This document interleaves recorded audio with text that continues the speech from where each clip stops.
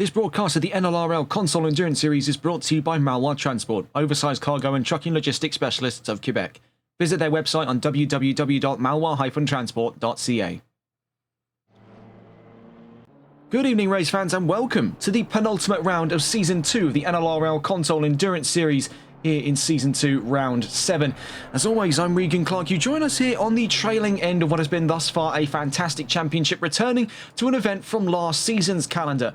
Of course, back when we were there the last time around, it ended in spectacular fashion, and only the road lays ahead for what could happen today on our second visit in this series to Mie Prefecture, Japan, right here at the Suzuka International Racing Course.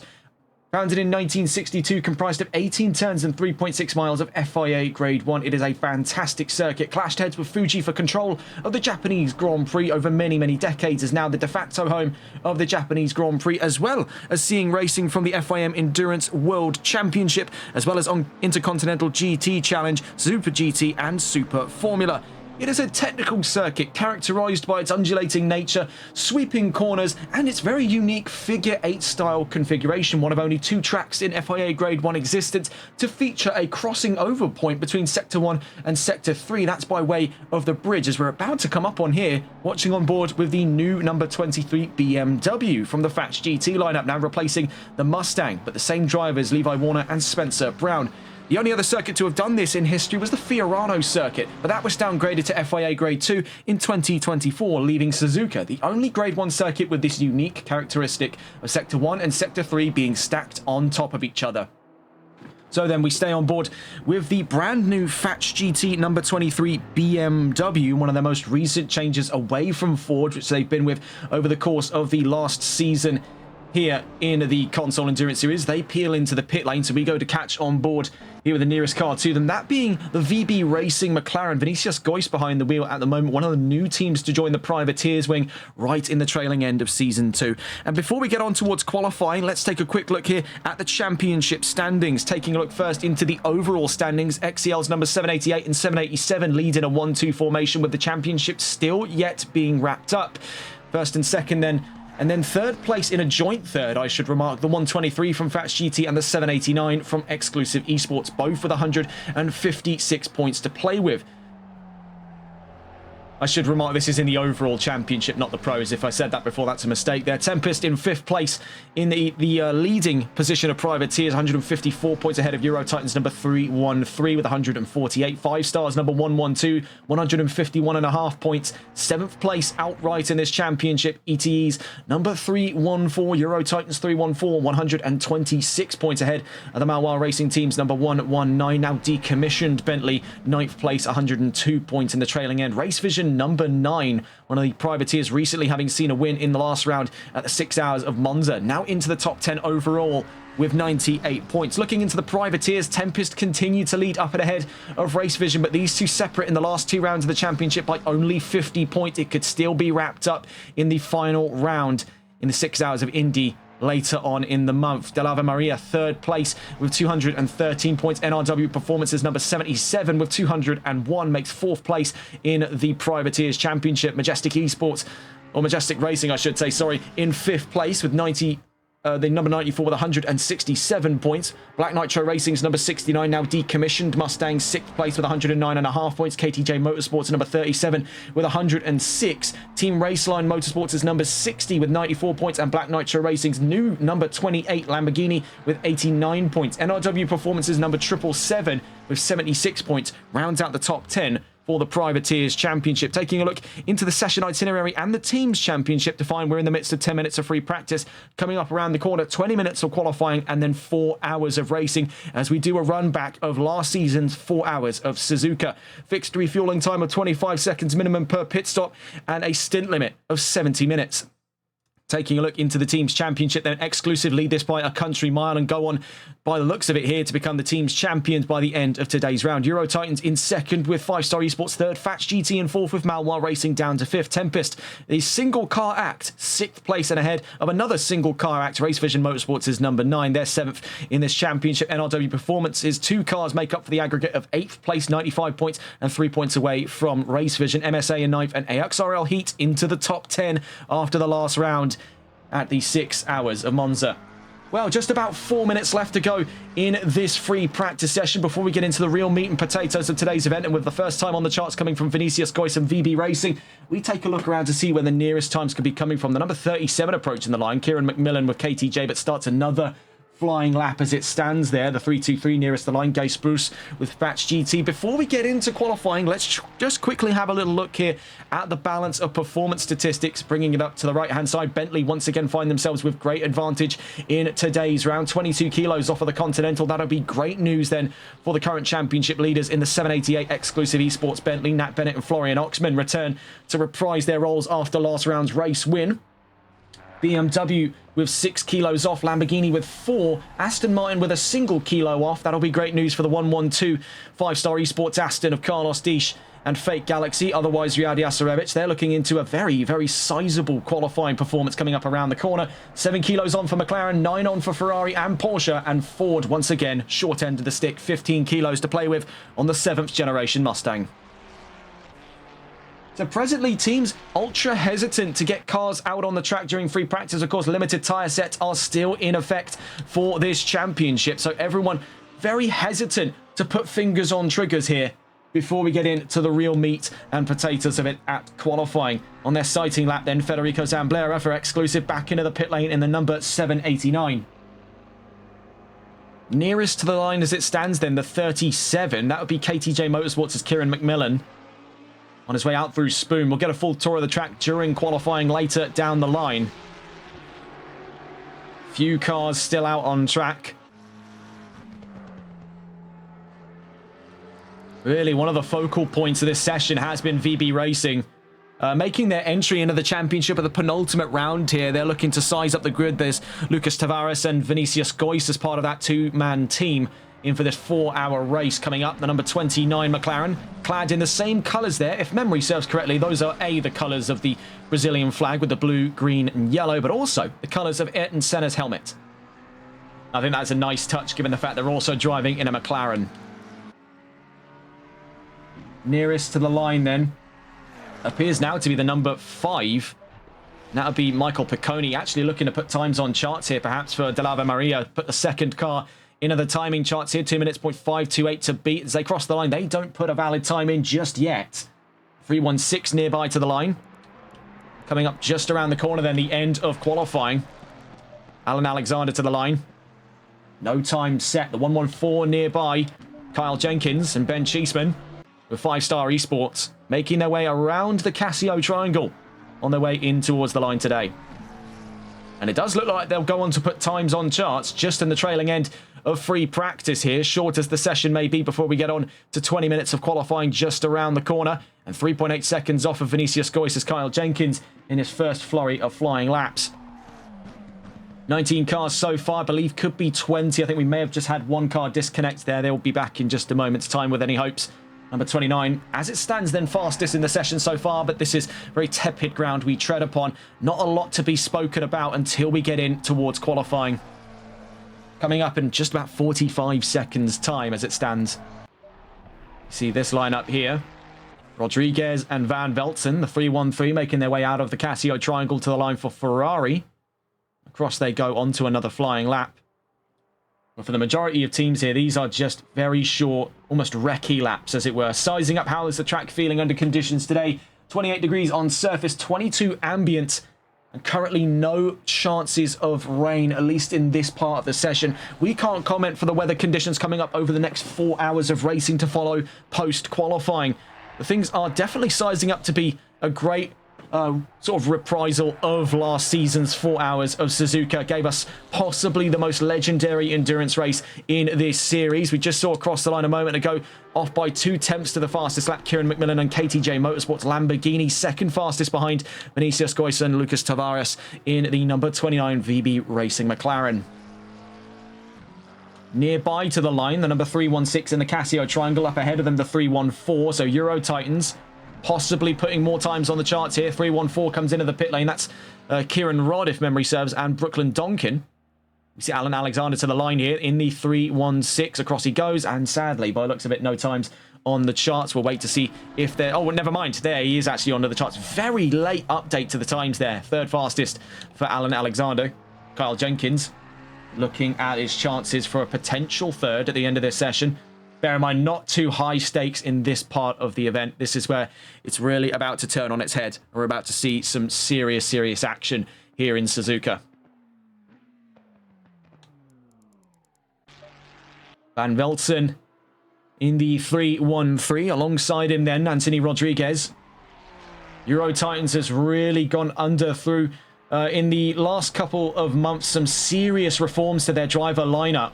And we've seen it in the Sunday League. They're not playing around anymore. This is really, the gloves are off in the case of Euro Titans. They've been bringing full force into this. We're actually going to run into, I think, if they are to show up today, we're going to run into a driver that we've seen before here, very scarcely on TRTN, with hopes that he is going to make his way into this session. We do have all of the lineups here, so we'll be waiting to see that one cross the line then. And for Van Velzen, that's 4th fastest. So that's Euro Titans 3 and 4. But bear in mind, both tucked in behind the privateers at KTJ and VB Racing. Nearest to the line, number 37, Kieran McMillan. We'll check those times at the end of this session. But coming on to the 20 minutes of qualifying then here for round 7. Across the line goes McMillan. And we do see rain. Green light. So this is quite a stark contrast to what we were expecting coming into this. It looked very bright, very sunny. And now we see a lot more, I'd say, stereotypically Japanese weather. If you've ever watched the Japanese Grand Prix before it was reallocated on the calendar in Formula 1, this is much more up Suzuka's alley. It's also worth pointing out, while we don't have the graphic to show it, there has been recent changes in not only Fats GT, which we covered earlier on, which we do have the graphics for, but also take a look behind there at Jorbe van Herle and Elias Svenningsen's car. Now, that's a particularly odd-shaped McLaren, you might be thinking. Well, that's because they've moved to Aston Martin, matching then the successes of the 112 here. Dish and Jasarevic, otherwise going by Fake Galaxy in today's race, having changed his alias over SimGrid. Our original notes have him saved down by his original name. However, we will be using both surnames on the fly as and when the situation calls upon it. We see here for Carlos Dish, though, down through the Degners, leading this charge. Now, much as we've seen throughout the season, Aston Martin, especially in Silverstone, we saw it when the weather was properly at its worst, can blossom under these stressful and strenuous, I should say, conditions for these cars. Wet weather is absolutely up Aston Martin Street, and so too is the story for Porsche. So we'll be checking to see if Euro Titans will be fielding their Porsche, the one that's the very same Porsche, I should remark, that led in Silverstone for a long time before issues in the pit lane waylaid their chances of a race win this season. Seeing here then with Dish, the 1-1-2. Before we get on to his flying lap, let's just get a quick look at those qualifying predictions where he is pitched at pole position. 1:59.480 ahead of the 1:15 of Tyler Vermack. The BMW second fastest with a 1:59.615. XCL third and fourth. 1:59.917 from Fazzy Binks. And the number 789, 2 minutes, .453 by Matteo Mastromaro. Fats GT's John Williams, fifth fastest. Race Vision Motorsports' Zen Vita 6th fastest. Fats GT's Levi Warner 7th fastest. Euro Titans 313's Cas van Velzen 8th fastest. 5 Stars 114 of Cheeseman 9th fastest. And the 113 of Van Herle in 10th. So then, on to the first of our flying laps, courtesy of 5-Star Esports' number 112 Aston Martin. Dijin Jasarevic then down towards the first curve. Rather ironically named, given the fact that this actually comprises turns 1 and 2, but the 112 brings it into one side. What happened there? And so too is the story for the 113. I think it was a case where these drivers were maybe a little too early to jump onto the field there, not realizing the conditions at play. So we'll go on board now with the 313. Cas van Velzen and Anthony Rodriguez. So then down through the first curve, much as the same story we saw for the Aston Martins. It's a bit tricky through there in these conditions. Ironically comprises turns 1 and 2 on today's grid. In through the S's then, turns 3, 4, 5 and 6. Turn 7 opening out to form the basis of the Dunlop curve, not to be confused with the corner at the Nürburgring GP circuit of the same name. You see here coming out through turn 6 into turn 7 for the 313, leading in this charge. You can see it's wiry though for the Ferrari, a bit of step out, a bit of slip angle there. But none of this is serving to benefit either Van Velzen or Rodriguez over the course of these first flying laps. In through the Degners then, universally feared section of the track here in Suzuka. Out through turn 8 and 9. in towards turn 10 and 11. Now, we saw this in the Sunday League Season 5 Round 1 to be quite the area of controversy. We'll hope that history doesn't have a habit of repeating itself here on today's grid, but of course, this was one of the major staging points of that fight between MSA and Exclusive in the trailing end of last season's 4 Hours of Suzuka amidst wet and wild, changeable conditions here in Japan. The teams will have no doubt learned their lesson, and now in the absence of MSA's presence on the grid, having moved on to PC racing, which we caught some of their drivers with not last week, this week, as a matter of fact, when we began coverage of LMU with the folks over at MSC. Out through Spoon. Turn 13 and 14 brings us onto the run of Suzuka's sort of national circuit, the smaller, I believe this one is known as the West Circuit. Heading in towards 130R. Site of the famous overtake by Fernando Alonso over Michael Schumacher back in the golden years of Formula 1. Down towards the Casio Triangle. You can see this has been a very wiry run here. Evidently didn't gear themselves up for wet driving, but have nonetheless made the most of it. Getting into the thick of it, the 313 down towards the line. We do see that Vermaak ended up becoming silently the leading time of the session, but down to the line goes Van Velzen, 8.2 seconds up from behind them. We see emerging to the line Jack Giles in the 316. Sadly doesn't put a time on the charts. The 113 coming to the line from behind them. Jobbe van Herle starts a flying lap as Levi Warner finishes one. 1.7 seconds off of Van Velzen. Then from behind them we see across the line to start another lap was Carlos Diesch. Number 223 nearest, Bas Peters Thiem with Fats GT Ferrari out through 130R behind them. That's Brooklyn Donkin and Kieran Rod in the 314 Euro Titans Mustang.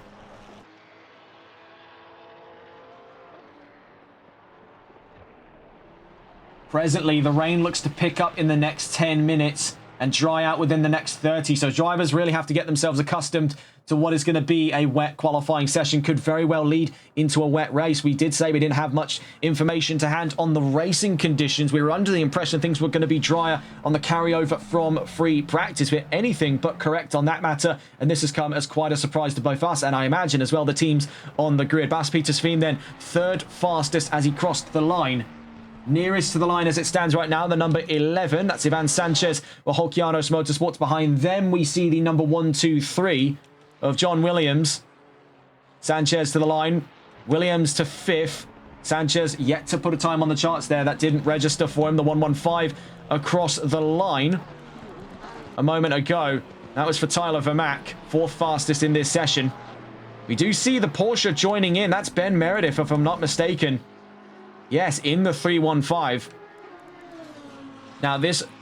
we also see joining there Nat Bennett in the 788. There was a little bit of trouble then, so it appears connection-wise, for some of these teams today.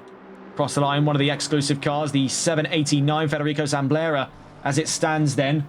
Actually, no, that was not the 789. He was across the line a little earlier on. It was the 787 that was across the line a moment ago to start another flying lap. That's for the BMW of Fazzy Binks as it stands there on his run around the S's.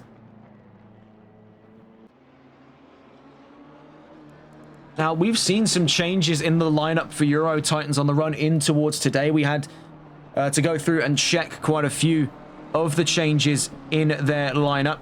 We do see, though, for the entry of the 315, this is going to represent a very strong talking point here, because not only is Ben Meredith in that car, but according to SimGrid as well, a driver that we've not seen in quite some time, but we've had a few run-ins with him in the real world, Aaron Williams in the 315. Also joining them then, Adam Smith to make a three-driver lineup, I should say, in this car. And we saw that Porsche to be a serious competitor during the 6 Hours of Silverstone earlier this season. So this is going to make a very exciting penultimate round of Season 2. We'll watch with great curiosity then, with 12 minutes left to go in the session, as to what goes on for these drivers. The 114 nearest to the line, we check here with Ben Cheeseman and Kyle Jenkins. Across the line they go, and as it stands across the line, doesn't put a time on the charts, even though it showed that they were valid to set one. We see from across the line there Michael Picconi onto another flying lap, the number 9 behind them being Zen Vitas. Of course, last round's Privateers race winners. Race Vision Motorsports is number 9 Ferrari, making its way down through to the first curve at turn 1 and 2. You can see just how sketchy this area of the track is proving to be. As it stands right now, Euro Titans blossoming in wet weather conditions. Fats GT in second and Exclusive in third. We just see among several cars to the line here. Here comes Federico Zamblera. Across the line goes the 789, but as it stands, doesn't appear to be an improvement over his current standing. Across the line went Kieran McMillan in the background, the number 37 KTJ Lamborghini, now 6th fastest in the session, up and ahead of Tyler Vermack with 5-Star Esports' number 115 BMW. The 787 having crossed the line a moment ago. We see for the 333 Fazzy Binks now to 6th in that last lap. Up by, as it stands there, 240 thousandths of a second ahead of McMillan. Nearest the line, the 316, Alan Alexander. And this is a far cry from where we've seen Alexander before. No longer is he in the Porsche, he's in the number 316. McLaren alongside Jack Giles. Across the line, they go to 6th in this session. Up and ahead of Binks and McMillan. Behind them to the line, the 113 and the 23. Jorbe van Herder 4th. Number 23 of Levi Warner stays in 2nd. Number 112 across the line. So here comes Carlos Dish and Riyad Yasarevich, otherwise Fake Galaxy. They're 4th fastest. 2 Aston Martins in the top 5 here. Things are looking spicy here in Japan. Also across the line a moment ago was the 323. We see, though, continued troubles for the Fats GT Ferrari of Bruce and Reutiers. Big trouble indeed. Speaking of Fats GT, coming to the line, the 223 Bas Peters Theme. In the 223 coming to the line. He's joined by Hans Hussen in this round. From 6th on the field, they stay after that last lap. Among several drivers, we see Rod to the line for 7th. The 789 stays in 3rd. The 788 was behind them with the Bentley, but still no time on the chart yet for Florian Oxman and Nat Bennett.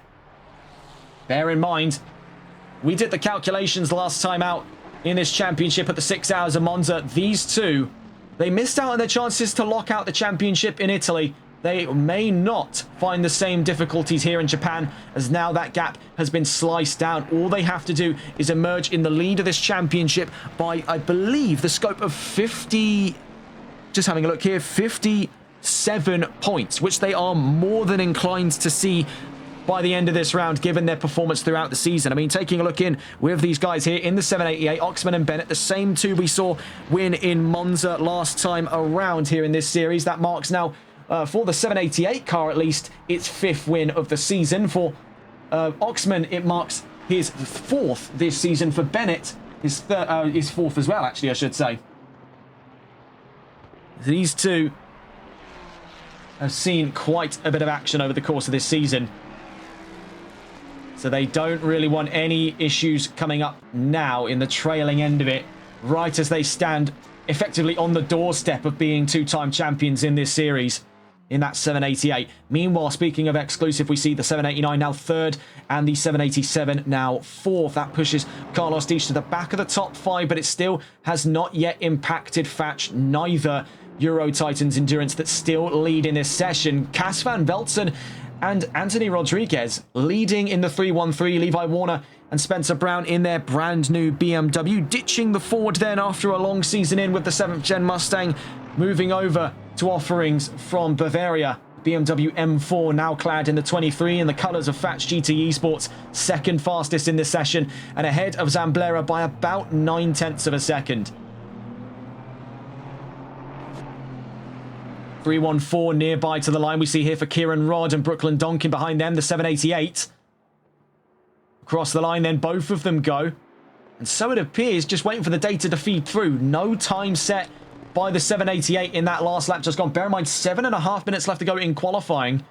And a razor-thin top 10, I should point out as well. Now, it's easy to scoff and take a look at the gaps on paper between themselves and the lead, but just take a look locally here. From Zamblera to Binks, you're talking in a factor of 223 thousandths of a second. From Binks to Dish, you're talking in a factor of less than 1/10 of a second. As a matter of fact, you're talking in and around the ballpark of 55 thousandths of a second between 4th and 5th. From Dish to Van Herle, that's 5th to 6th. Now we're talking even closer margins. When we take a look here, that is the margin of 5 thousandths of a second between those two. It is remarkably thin inside of the top 10. Even further down beyond that, a single hundredth of a second between McMillan and Van Herle. Then behind him, we find where the gap opens up just a little bit here to about 3/10, just shy of 3/10 of a second between McMillan and Williams. For Williams to bust Peter Sveen, this is a factor of 100 and looking here, 135 thousandths of a second. So we can go on at length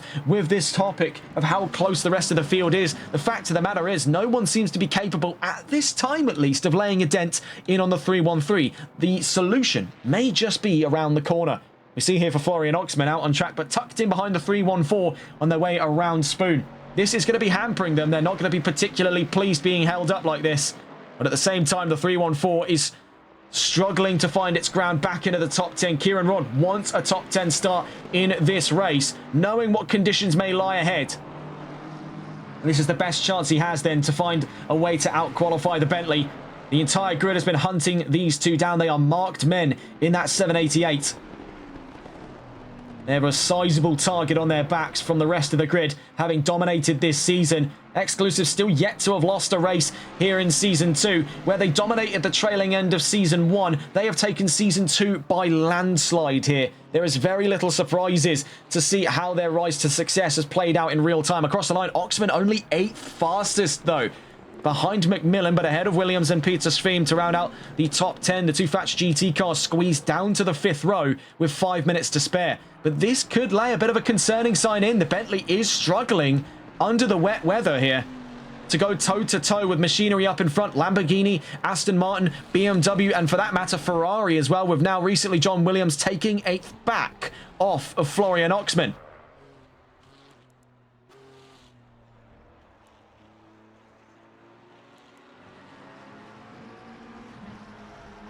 .789 across the line a moment ago. Federico Zamblera in 3rd. Up and ahead of his teammate Fazzy Binks in the 787 BMW. They make their way out through the hairpin as it stands. 114 and 115 nearby to the line. Well, the 114 Ben Cheeseman out on track once again to try and set more flying laps. Still struggling to put a time in on the charts. Meanwhile, for the 115, Tyler Vermack out through turn 1 and 2. Just shy of the top 10 as it stands right now. Just by a few tenths. 37 nearby to the line. Kieran McMillan with KTJ Motorsports. This has been a rather surprising one indeed for the number 37. Could they be hunting down right in the twilight chapters of Season 2 their very own Privateers race win? We saw the same creep up for Race Vision Motorsports last round in Monza. So it is not off the table to suggest the same could arrive here for the number 37 if they play their cards right. Of course, we are still in the very early talks of things today. Still 4 hours of racing to follow after 3.5 minutes left in this qualifying session. 316 nearby to the line. We'll go to catch on board here. If we can, at least. With the 316, we just missed them there to the line. But Alan Alexander into the top 10. Meanwhile, we also saw from behind them the number 787, now 3rd fastest. That's Fazzy Binks ahead of Federico Zamblera. In for 3rd place. 788 nearby to the line. So can Bentley breach the top 5 here? Oxman from 9th. Across the line he goes. Couldn't find any ground still, so things are rather concerning. Even though the championship seems all but in the palm of their hands, the race win may be another conversation entirely. Now, we've seen they played things incredibly tactically throughout the season when qualifying has not been to their likings, which is a rare occasion, I should point out. Often strategy has. So this is definitely something they'll be considering now. They're playing for chess. They're not playing checkers.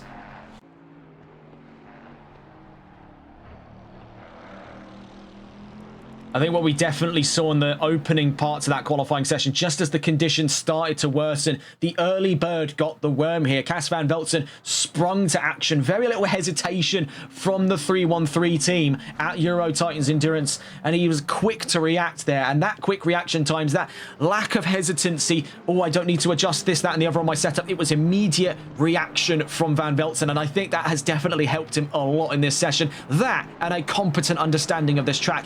Bear in mind, Van Velzen won here in Suzuka only a few weeks ago in the opening round of the Sunday League. This man knows what he's doing when it comes to this circuit.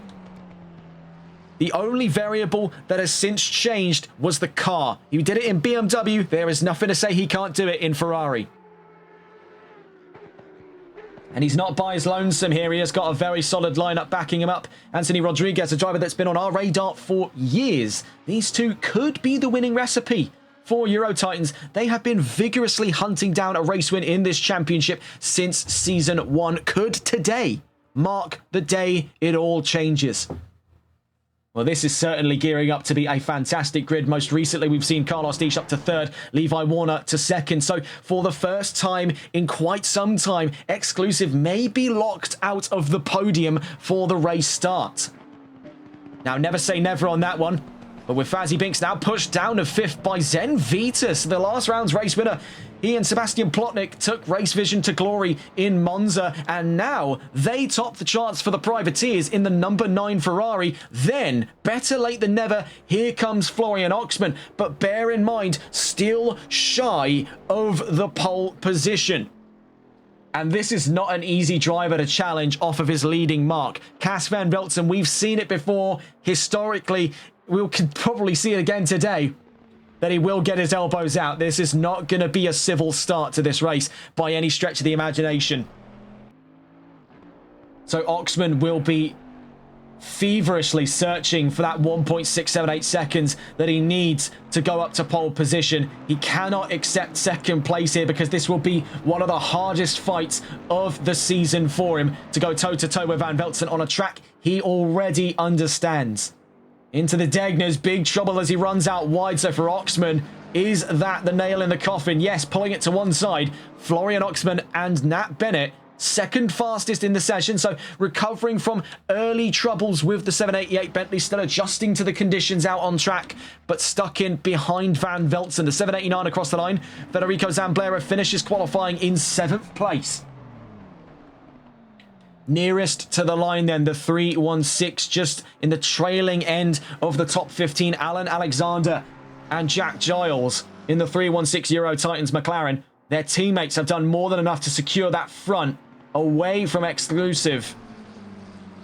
Things could yet liven up here. Bear in mind, Exclusive is without a line inside of that top 5. Fazzy Binks down in 6th place is blocked off by both Race Vision, 5-Star and Fatch, as well as Euro Titans up in front. So this is going to get very, very curious to see how that race folds out just around the corner. Alan Alexander then down to the line in 14th. Across the line he goes at the end of qualifying. Does he find an improvement? Across the line he goes up to 5th. What a charge there by Alan Alexander. What a turnaround from 14th to 5th, right in the trailing end of quali. That is quite something indeed. Vinicius Gois and Lucas Tavares in the VB Racing McLaren. Bear in mind, their first race in this championship, making their way out through Spoon. They're nearest to the line. From behind them, the 112. That's the Aston Martin of 5-Star Esports' Carlos Disch and Riyad Yasarevich. They'll be hunting down the front of that second row start. They may even be within a chance to see if they can find about 0.3 of a second worth of improvement to hunt down the front row off of Florian Oxman in the 788 Bentley. We see here with Gois down towards the Casio Triangle. Turn 16 through 18, a bit loose through there, but not a lot of grip to be had right in the very final moments of this qualifying session as the rain continues to beat down on the track here. Gois across the line from 17th. Does he find an improvement? And yes, he does, up to 9th place. Where are we seeing these times emerge from? Disch to the line. It's up to 2nd for Aston Martin. The 314 Mustang in the background. Here comes Kieran Rod from behind them. The 115 from 5-Star Esports across the line. And dare I say it, Rod into 9th for Mac to 8th. So in the very, very final moments of qualifying, the drivers found the sweet spot. And there we see Oxman pushed down to 3rd, Disch to 2nd, but Van Velzen on pole. This is going to prove to be one of the juiciest grids we've ever picked apart on this championship before. And it's certainly going to make for an interesting penultimate round. Bear in mind, championships ride on the line here up in the overall category. Technically the pro category as well, but the one we are reporting on is the overall. And that stands currently between 2 of the XCL cars. Leading that charge then wasn't by enough to clear away the championship in Italy last round in round 6 at the 6 hours of Monza, but today could be the day for them. Florian Oxman and Nat Bennett start 3rd. We'll break down the full grid in just a moment's time. No articles of news to discuss here after what has now been our 3rd race in today's broadcast itinerary. If you joined us earlier on today, you'll have seen the HCCL Multiclass Championships penultimate round at the Nürburgring. You will have also seen as well at the start of today the second round of the NLRL Southern Summer Endurance Series. So we've been all around the world here so far. We went to the Netherlands, we went to Nürburgring, and now we've jumped all the way across from Europe to Asia. So really not really around the world, but more like Europe to Asia. And we've gone from there straight over to here in Mie Prefecture, Japan, at the Suzuka International Racing Course, the home of the Japanese Grand Prix, the home of the penultimate round then of this championship, and home of the NLRL 4 Hours of Suzuka. We saw it to be a legendary mark of last year's calendar. Today, history could repeat itself.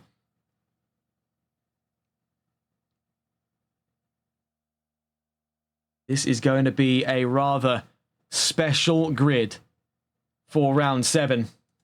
We'll wait to see that grid form up. Your pole sitters by division, the pro category, Cas van Velzen and Anthony Rodriguez. In the privateers, Zen Vitus and Sebastian Plotnik.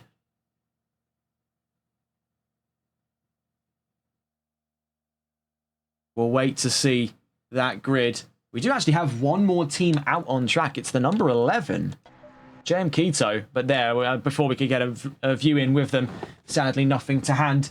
So it looks like dry conditions here. Track conditions are fast, so still recovering from some of the wet weather during qualifying. No current indicators of rain in the next 30 minutes, but with 3 minutes to the start of the formation lap, let's get on to this grid proper. Cas van Velzen and Anthony Rodriguez on pole position in the 313 Euro Titans Ferrari. Carlos Disch and Riyad Yasurevich in second with Aston Martin and 5-Star Esports. Nat Bennett and Florian Oxman third for Exclusive Esports. Bentley, Spencer Brown and Levi Warner with Fratch GT BMW fourth place. Jack Giles in the 316 alongside Alan Alexander in the 316 McLaren for Euro Titans Endurance. Then further down the line, Zen Vitus in the Race Vision Motorsports number 9. He'll be joined by Sebastian Plotnik in 6th place. And then across to the back of the third row into the fourth row, Fazzy Binks and Tyler Vermack. 2 BMWs from Exclusive and 5-Star Esports. Brooklyn Donkin in 9th and Federico Zamblera in 10th. Then from 10th down to 20th, we have Goyce, Van Herle, McMillan, Williams, Picconi, Petersveen, Boris, Sanchez, Schiessman and Guy Spruce. Starting just at the back there, the 315 of Ben Meredith. He'll be joined by Adam Smith and Aaron Williams in the 315 Euro Titans Porsche. But heralding the front of that field then, Cas van Velzen, a driver who has won at this track before, not in this series, but over on the Sunday League, has still proven his capability at this track. He's joined by a solid lineup for the 313 Ferrari today. They've got a good car, they've got good spirits, good drivers. Today could be a very good day to be a Euro Titans Endurance fan.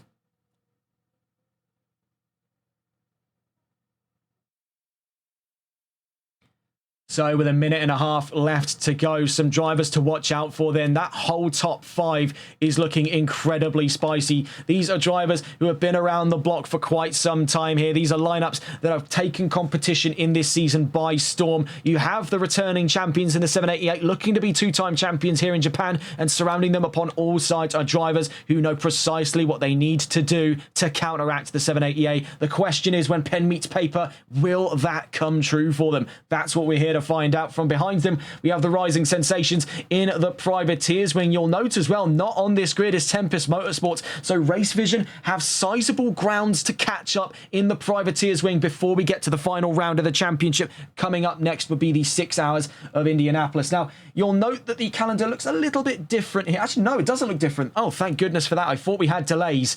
No, we've had to clarify that on a few other of our live streams. We did have sizable delays in the last couple of weeks due to issues regarding the servers on Assetto Corsa Competizione. Everything coming up peachy clean then. We're good to go here, 7th of March for the 7th round of this championship. On board with Van Velzen and Rodriguez. Leading us away then, 5-Star alongside them on the front row in the 112 Aston Martin. Carlos Disch starts for 5-Star. Behind them, possible 2-time champions around the corner today, the 788 of Oxman and Bennett.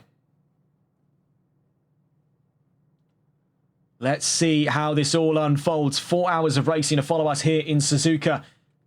It's looking to take us away then is the number 313, Van Velzen and Rodriguez. pulling away from the field. You can see the rest of the grid lining up behind them. A sizable ensemble of vehicles, 21 in total on the run down towards turns 1 and 2 today. So currently no indication over weather conditions changing within the first 30 minutes. But as we saw last season in the 4 hours of Suzuka, we know that it's really not over until it's over. The weather can change really in the last 30 seconds. Not 30 seconds, sorry, 30 minutes of racing, as we saw back in Season 1. That's what gave rise to one of the greatest last lap battles in the history of the No Limit Racing League. Starting from the pits, it looks to be trouble for Race Vision Motorsports. A pity given the fact that they took home the division pole for the privateers in qualifying today. They'll start from plumb last of the field. That does give an early promotion then up to Ben Meredith in the 315. He was looking to start last in the 315 Porsche for Euro Titans. Up towards turn 7 we go. And what a top 5 we have, honestly. These are some huge label teams in the community. 5-star Euro Titans exclusive Fatch. You've got an all-star lineup in that top 5. And even looking around the field here, things are looking to get very, very lively. Even inside of that top 10, we can see from further behind the top 5, you've also still got presence by Euro Titans 5-star and exclusive. So this is sure to be a very, very exciting start to round 7.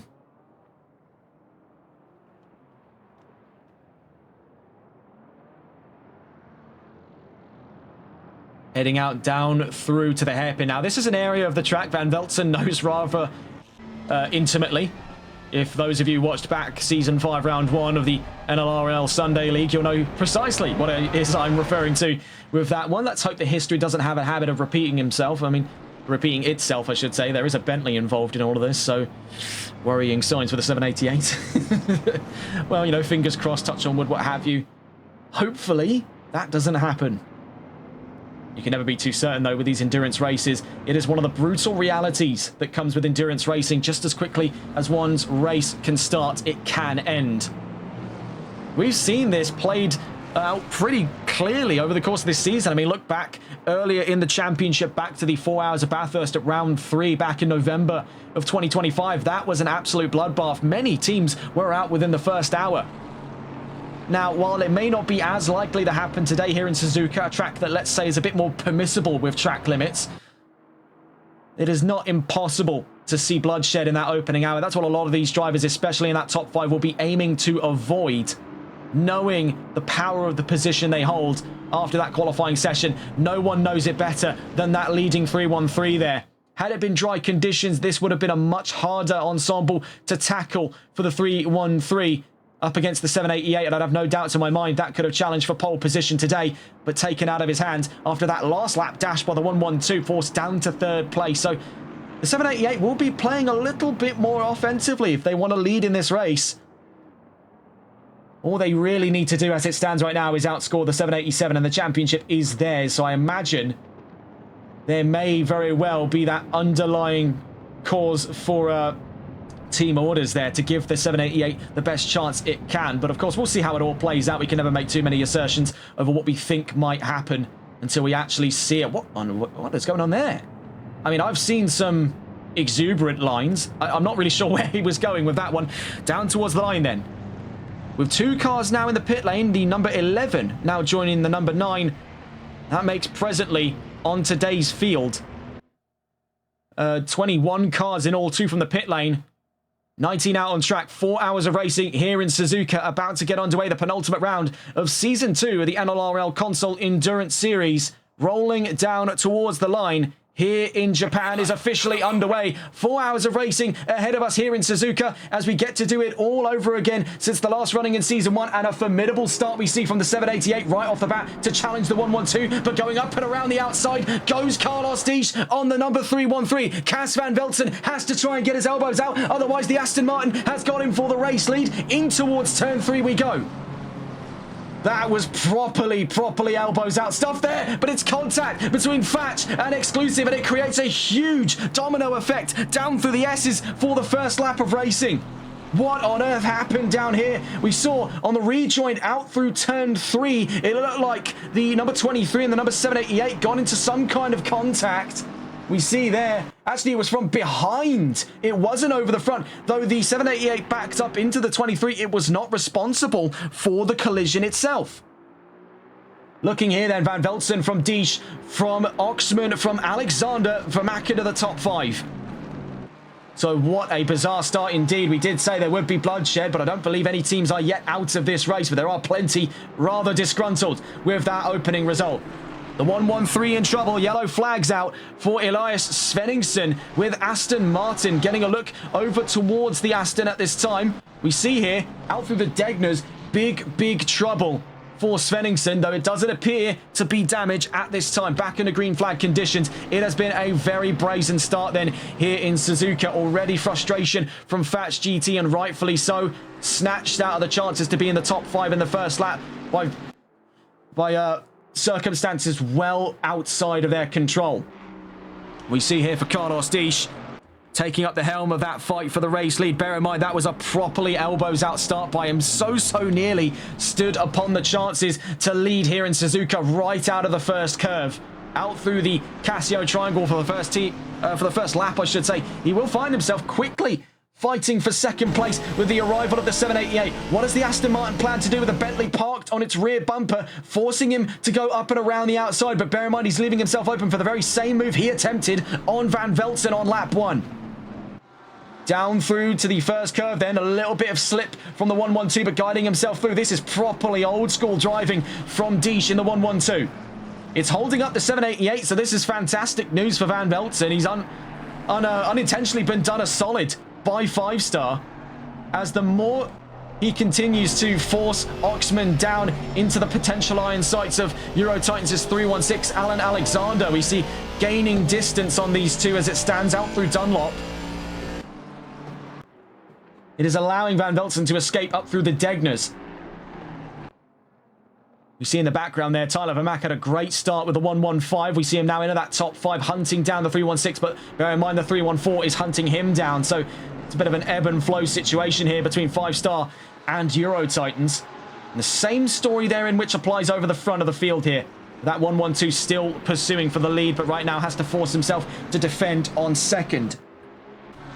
Getting a quick look around the order, we see the aftermath of the damages there for Levi Warner and Spencer Brown. They now tuck into 15th place, up and ahead of Ben Cheeseman. Cutting around the field, we see here for another Fats GT car, John Williams in the number 123. He's half a second away from the 314. Bear in mind, Gioet Boris with MSR is only 8/10 behind him. And now, by the way it stands, MSR are in the lead for the privateers after the first lap. Taking a look around the track, plenty of fights to be had. We do see one here, Guy Spruce versus Fazzy Binks. Right behind them, Zen Vitus. Some of the early casualties of that lap 1 incident down towards 130R. We see here for the 323 versus the 787 going up on the inside at 130R, but runs himself potentially a little bit out of ground. No. So that was rather tidy indeed from the 787. We see the number 9 sizing his way up the inside, who was more or less trying to get inside Bruce's head. Nothing to be tricked this time around. We see that on the exit of the Casio, he's still got a good run of things. So for Zen Vitus, just quickly catching on board with that Ferrari, the number 9, if we can. We see here side by side with Vitus and Guy Spruce up the inside in towards turns 1 and 2, has to back out of it, allows the 323 to run the long way around. Bear in mind, he'll still find himself to the inside on the run into the next corner on the start of the S's, but it may be by too late a factor as now Vitus moves up ahead of the 323. Looking at the leading Ferrari, we see that lead that he's tried to carve out is starting to dwindle, as gaining momentum is the Aston and the Bentley hunting him down. The 316 from behind, we saw a little bit of a step there out through the first part of the Degners, as now conditions start to pick up and start to get a lot more dry. We see here 3 monolith teams in the community. 5-star Euro Titans and Exclusive head to head here on the podium. 3 different teams, 3 different manufacturers, and 3 drivers we have all too much experience viewing. Van Velzen, Diesch and Oxman. This is an all-star brawl on the podium. Opening 10 minutes have not given us anything shy of absolute cinema.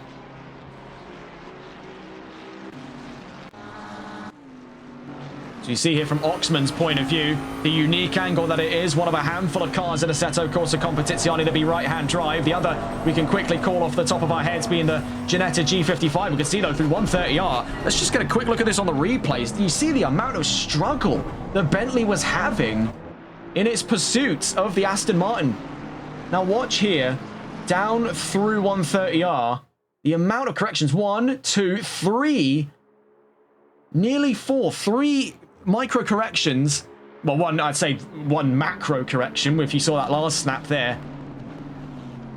The Bentley is having to wrestle control through 130R. That area of the track still just a tiny bit greasy. Moreover, he's still riding in the dirty air of the 112. The 23 is in, so Fats GT brings in the BMW for immediate repairs here in Suzuka. After that incident on the race start, we see up in the foreground here of what we were just looking at a previous shot with one of the McLarens, we are seeing Federico Zamblera in a spot of bother, and that was with the 37 of KTJ Motorsports Lamborghini. We saw the sort of beginnings of that incident. Can we try and catch that on the replays there to see maybe what did happen for them? No, we only catch the trailing end, but there was some variety of a collision down through turns 3 and 4 as it stands.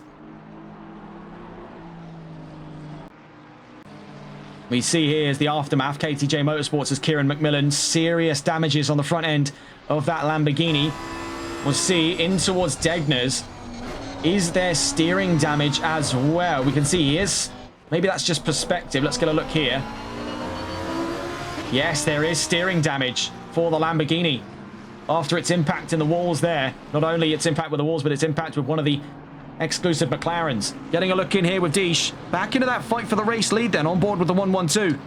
As things do hot up here. Aston Martin, Ferrari and Bentley all head-to-head. And we do have yellow flags out. That's for the number 789. Getting a look down the order to try and see what's gone on there. Even more issues confound that of Federico Zamblera and Exclusive Esports. Big trouble for them as they now drop in behind Elias Svenningsson and Ivan Sanchez.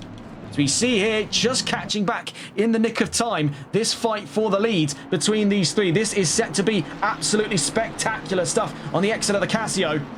Bear in mind, there's a real ebb and flow to be had. The Bentley has got both of them on the straights. The Aston has got a little bit of everything. The Ferrari has got them both on the corners. So who prevails in this battle of machinery? You've got two extremes and then the melting point in between them. Jack of all trades, the V8 Vantage. Meanwhile, the 789 in even more issues. They're down at 130R. There could be further issues coming up for the 789. They're back out onto the track. Was temporary yellow flags in the third sector. We see now that that fight for first is starting to bleed into a fight of second here defensively. So for the 112. But every single time that that has happened, they have been very swift to get back into the fight for the race lead. We see just how close things are. By proxy, yes, this is that fight for first. And we're about to see two more cars enter the mix the longer they stay in this fight. With Alan Alexander and Tyler Vermack, another Euro Titans and another 5-star car set to join the mix. As currently inside of that top 5, they find themselves at Exclusive Esports outnumbered. But perhaps for the 788, they like these odds. We've seen that the Bentley has not tired in its efforts to stay alongside these two and is only waiting for even slight signs of fatigue from either Ferrari or Aston Martin to come and spring at a move for second and then later first. So far, it's razor thin inside of that top 3. A grand start to racing here in Suzuka. We see bright, sunny conditions. But again, how long does that stand to prevail? Down towards 130R, the Aston Martin parked on the rear bumper of the Ferrari as we head through 130R down to the Casio. The Bentley behind the pair of them, sizing up potential moves on the run to the Casio triangle. Running out wide goes Van Velzen, so it could very well be to the race lead here for the 112 on the exit of turn 18, heading down the opening straight. Less momentum to be had for the Ferrari, and now two titans of the British auto industry hunting them down. May it just be enough of a gap here for the 313 to hold his ground as the Bentley and Aston start to clash heads for second place. That fight for first still on the table.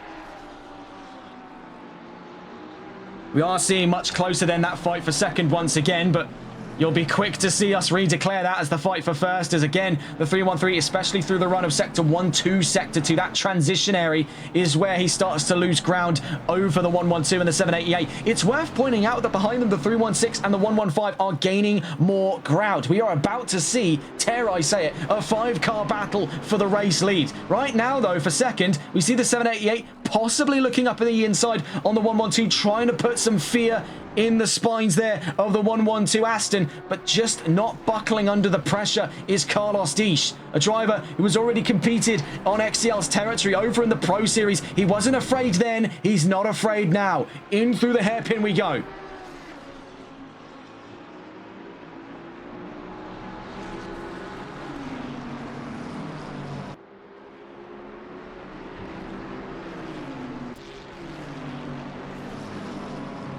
Heading down towards Spoon, it's worth pointing out that building that gap up more and more is the 313. So that slight sign of fatigue the Bentley has been sniffing out on the Aston is starting to become a rather strong scent for the 788. And that chance for second place is absolutely on the table.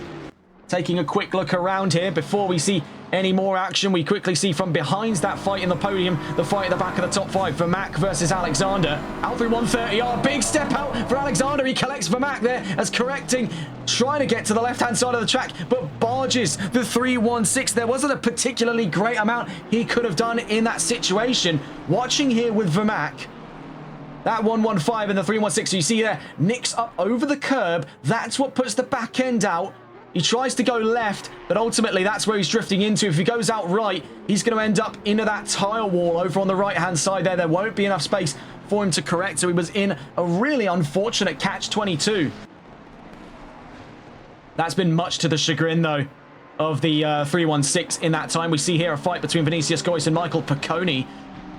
Del Ave Maria versus VB Racing as action continues to pick up on this grid. We see up in front a monstrous fight going on up in front of them as we quickly see Zen Vitas up and ahead of the 114. We see for the 313 things getting ugly from behind as the 788 passes up Carlos Dish through Dunlop. We just saw running out wide at turn 7 was the Aston Martin, now down to third. They're still in this fight, so all is not yet lost. This is one of the most vibrant 15 minutes of racing we have ever seen in this championship. We do not yet know where the journey will take us for a potential Season 3, if there is a Season 3. That would be far, far later in 2026 on the run-in towards 2027. Rest assured, if there is one, Suzuka will be back. Make no mistake. I think this track very rightfully deserves an honorary position on every calendar for this championship. Now, of course, we can't confirm that, but it would be very nice if it was. I probably should preface that by saying, yes, there's a bit of confidence in me speaking about that, but we don't actually know 100% if it will be. We hope it is. We hope it is. It would feel like the World Endurance Championship without Le Mans. 24 hours of Suzuka suggests wishful winnings. I'm not kidding. If I ever get paid out for a 24-hour event, I would pray it is one of 3 locations in the world: Daytona, Le Mans, Suzuka. Actually, no, 4 locations. Silverstone. We see here, this is with Gio et Boris, the MSR team, number 67, fighting on both quarters here against Euro Titans. Alexander in front, Meredith behind. It's worth pointing out for Ben Meredith, they started in the back of this field in the 315 and are up inside of the top 10. So this has been real hustle from the 315. They were praying for wet weather conditions in the trailing end of qualifying today. They're found without it, but they can still make do. You go to war with what you have, and the 315 has not wasted any time in proving that in through the S's. You see here 2 Porsches in a slow ballet with one another. Out through turn 6, into turn 7, up through the Dunlop. We'll get a look in with that top 3 in a moment's time. As it stands, though, it is looking to get very, very close in the fight for the race lead. So going to catch on board with the Bentley, currently duking things out then with the lead in the 313. Let's go and look on board then with the 788. Oxman versus Van Veltzen.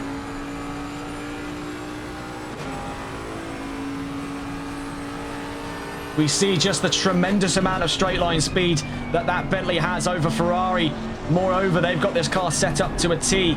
And looking at the inside at all times, they can get down onto the throttle. And that 4-litre twin-turbo can sing on his way down the National Straight on the West Circuit, downwards 130R. Is he looking to mimic that move by Fernando Alonso? Dare I say it? It could have been likely, but he backs out of it, and for every reason he should have, because had he stayed in that one, he would have actually been squeezed off track by the 313. So this is Van Velzen operating in his prime. We are seeing very elbows out action here. He will not allow any driver around him without a very, very good reason to. The unstoppable force meets the immovable object, and down the opening straight, the Bentley still trying to find its way to the inside, now looking to mirror a move that Carlos Diesch attempted on Van Velzen at the start of this race, but can't find the grounds for it. And that does, by proxy, invite Diesch back into this one on his way around turn 2 into turn 3.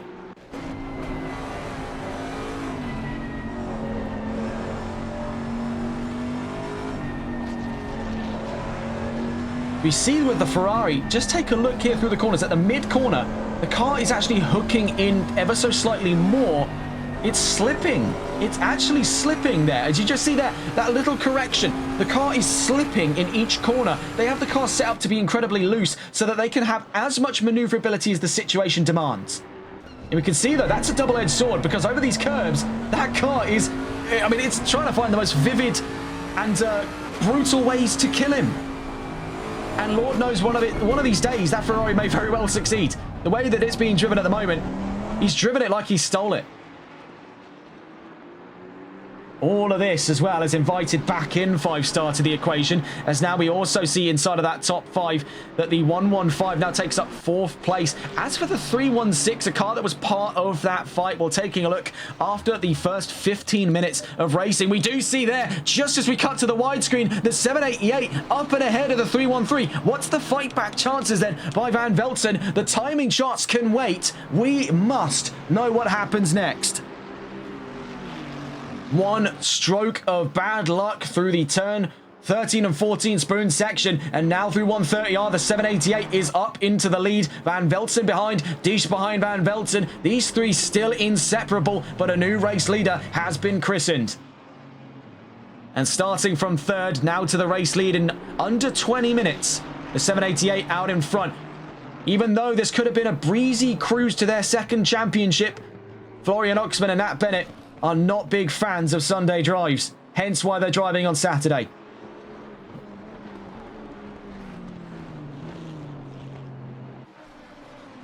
We do see more trouble. The number 29 has been brought to the pit lane. I believe that's VB Racing in trouble. Yes, it is. Vinicius Goyce and Lucas Tavares are in the pit lane with the number 29. They were brought in on emergency ground.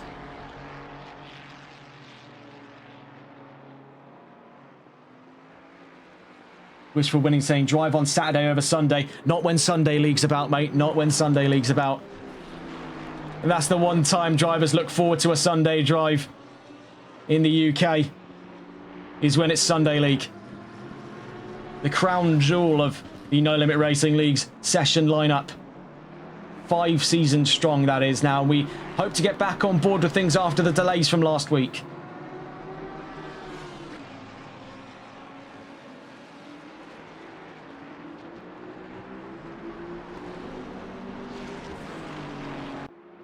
You see much of the same determination in what they do with this car. As, you know, draw some real-life comparisons out of the hat here. It is reminding me of a prime Sebastian Vettel mentality here. Yes, they have done and near enough seen it all on this grid. And they could have relaxed and they could have withheld their chances. They could have hesitated, but it's about the satisfaction. In the same way that, I think that is actually a direct quote as well from Vettel to his race mechanic, where he already had the fastest lap in qualifying, but then wanted to push even further. It's about the satisfaction, and I think that's exactly what the 788 embodies throughout this season. They have dominated. There is very little surprise when this car is at the front of the field, but it's about the satisfaction. They could have ended things on a tepid note. That's not their style. You've got to appreciate the genius that has been this lineup for the 788. They came out of this as a McLaren, right? They come into this championship as a Bentley. Why do you think that is, curious viewers? Well, here's the simple synopsis. That's a Mustang. Under its flash exterior, that has the same underpinnings as what we see in the Mustang. You want to know the difference? Take a look at balance of performance. When has Bentley never been directly advantaged under BOP?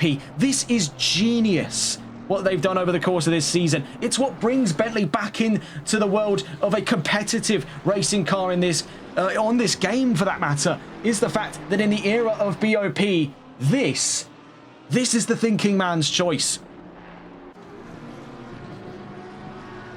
We see in the background, things start to bleed into a fight for second as taking even further command of the field is the 788. Looking out back, this is to the top 5. Kieran Rodd fighting with John Williams. Ford versus Ferrari.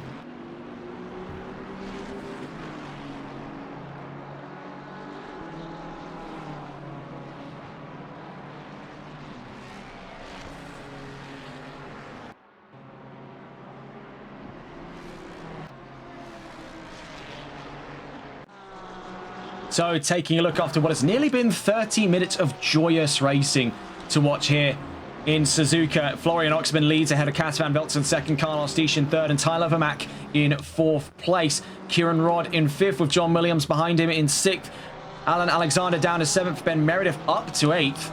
Michael Picconi in ninth, Fazzy Binks behind in 10th. And this could be one to watch here. Let's go and catch on board with that BMW. Things could get very, very lively in the next couple of moments here. Pressed right up to the back end of Michael Picconi's Dell'Ave Maria Ferrari. The number 5 holds the inside down towards the Casio triangle as the 787 tries to go up and around the outside and gets it done in there later on the brakes. He's joined in this round by a new driver to their lineup, Jocke Eriksson, having moved over from Frantic Motorsports, a team we saw over on the XCL Pro Series way back when in 2025.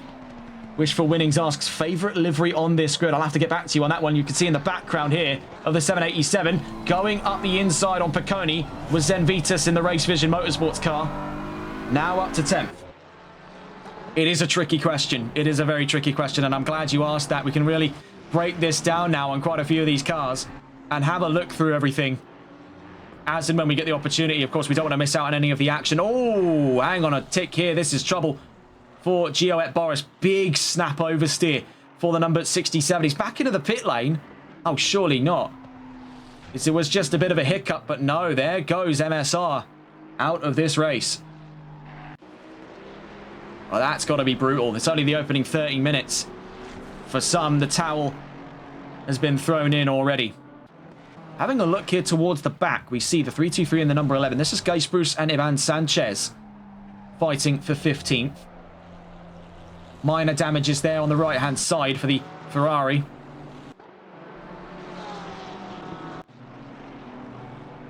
John Williams half a second out from Kieran Rodd. But to get a look then on this grid right now. We were trying to get a look into it earlier on. Do you see here the fighting between Zen Vitus, Michael Picconi, Fazzy Binks and Ben Meredith. Closer still, though, these two Ferraris.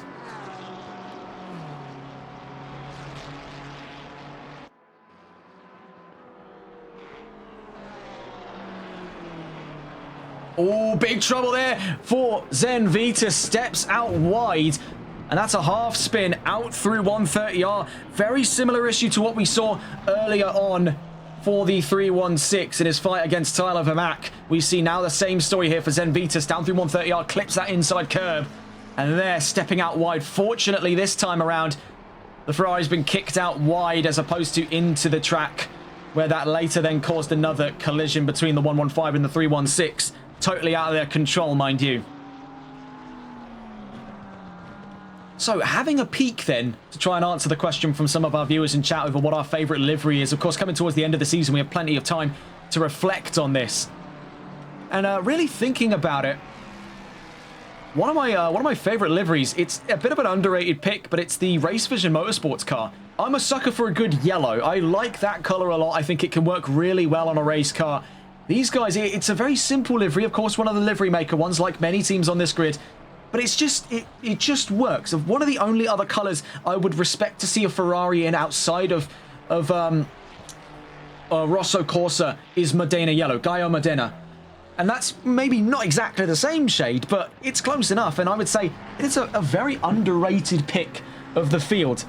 Now, in terms of other liveries that I'm quite fond of course, we have that bright purple Bentley. It's a very ubiquitous sight on the grid. Very few teams can pull off a purple and not find themselves associated with XCL. They've done the same kind of psychological engineering that Ferrari has done to you for the last 60 years. Every time you see a red pointy car, you're not thinking of a Honda, you're not thinking of a Lamborghini, even though it could be an NSX or it could be a Diablo. You're thinking it's a Ferrari. So whenever I see a purple car now, I'm assuming it's XCL. They own that colour near enough on this community grid. I would like to say as well, the recent wave of Euro Titans designs has been a huge revamp. And I'm a big, big fan of that. The little splashes of yellow with the blue, it tickles me in a certain way. I like contrasting colours like that, and it looks really top-notch.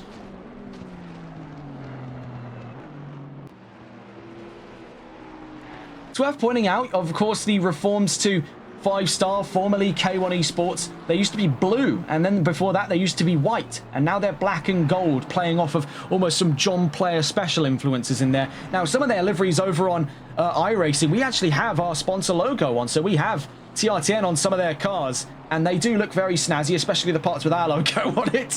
But no, their cars do look very, very fancy indeed.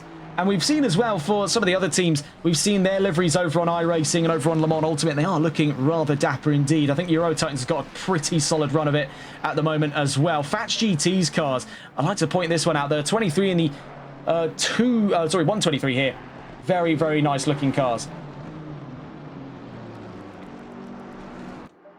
Another team I really like the color combo for, Hulkianos. The number 11. Now, we've seen their cars more prolifically in the run of things over on the Sunday League, but they've just got a nice color combo. It sort of gives me like an early 2010s Xbox 360 kind of vibe. It's a really nice color set. Of course, Hulkianos, the Hulk, green, it makes sense. And it's just a very clean, very tidy livery. Not many teams in my books can pull off a green. They can't pull off a green, but these guys can. They've made it work.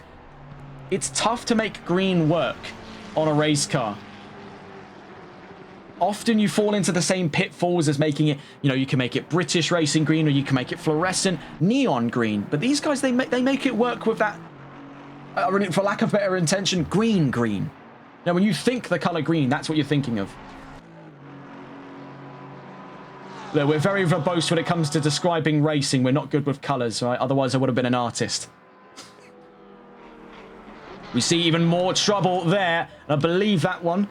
Oh, no, never mind. I thought it was going to be for the 315. He had a big hit there off of that curb. Get a look at this on the replays real quick. I heard skating, and that was the undertrace clipping the ground on the Exeter 130R. I thought that was going to be it for them. I mean, you see up over the curbs here. That is a really big rebound for them. So joining them there just after. They're perfectly fine. A little bit shaken up, admittedly, but still charging forward. Also, this livery. I mean, again, we're talking about liveries again. This is a good one. It is a really good one. Still opportunities to learn the colours, or is it too late? Asks Wishful Winnings. I think you have to, after you get like past the age of, I don't know, like 20, 21 years old, and if you haven't learned colours by that point, I think you might want to just stay out of that lane forever, because you know, if you know blue and you know red, you're really gonna have a bit of a panic attack when you see purple.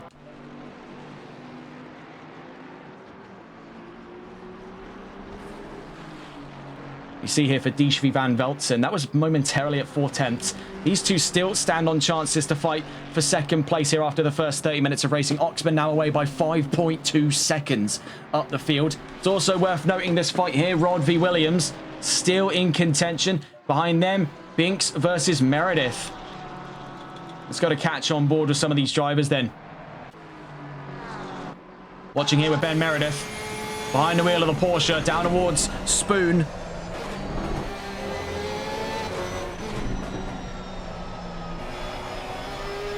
Three-driver lineup then. Adam Smith and Aaron Williams joining Meredith for this race in the 315. You can see just tucked in on the huge rear wing on this Porsche, lurking just behind them, the 787 of Fazzy Binks with BMW.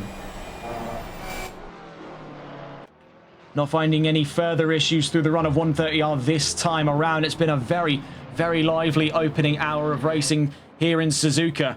It's worth pointing out that gap between the 313 and the 112 is coming down at a fast rate of knots here. And just as things dissipate ever so slightly between these two, we'll quickly wait to see how they pan out down towards turn one. We know in the slipstream and with better straight line speed, Binks definitely has a lot to say in the argument for that fight of 8th place. Down through to turn one we go. Can he find his way up to the inside?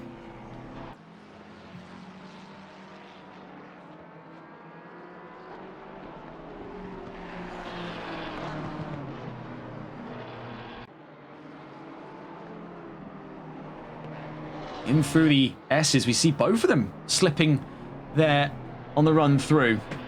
Meanwhile, 323 had a bit more trouble. That was one of the Fats GT Ferraris we saw. And checking in here with another Fats GT car chasing Kieran Rod. We've got the fight here for 5th place. Williams versus Rod, still ongoing.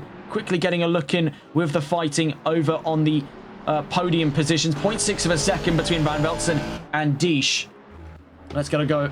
Let's get a look in behind. Go have a look with these two.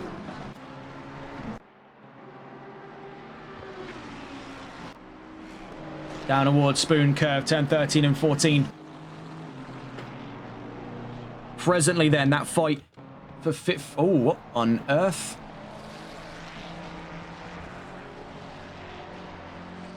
I'm not crazy, that. Have a good look at that.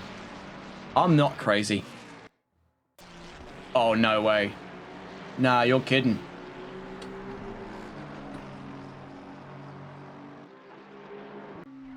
Was it just an issue regarding that 314?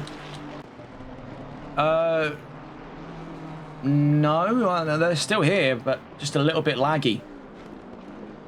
Bear in mind, it only lags on our end when we come out of the replay, so that's that desync you're seeing there is not on their end. Hopefully, not on their end. Latency at 32, ping at 24 milliseconds. I don't really see how this could be an issue. You see here, Deesh v Van Veltzen, very close at hand now, in through the S's. Well, we'll be observing that area of the field with some interest. Williams v Rod, getting a bit laggy.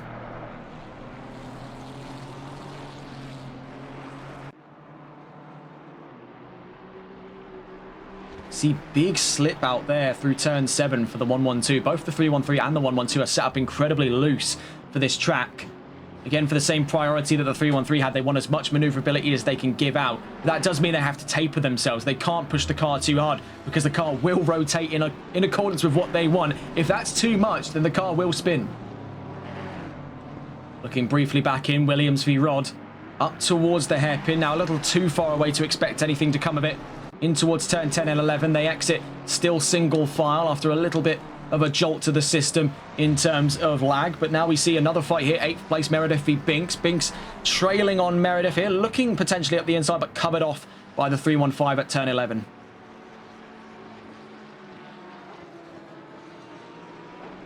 Also behind as well, a fight here between Cheeseman and Vitus, 11th place.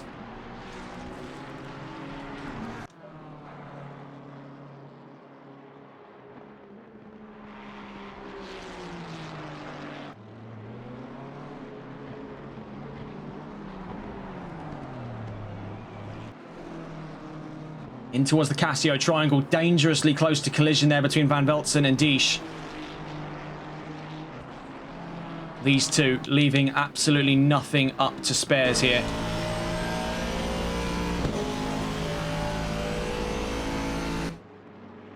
Looking to go up and around the outside. Second time's the charm here for the 112, but he's very late onto the brakes. So that invites the 313 back onto the inside and then covering him off. No thank you, says the 313.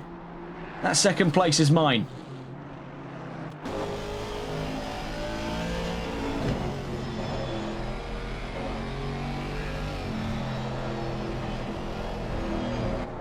It's worth pointing out, Williams v Rod only 2 tenths away. So let's go and have a look in with these two. As we quickly glance across at the Meredith v Binks fight. Seeing here with Williams, now the attacking angle we're on with in this fight for 5th, on board with the Thatch GT number 123.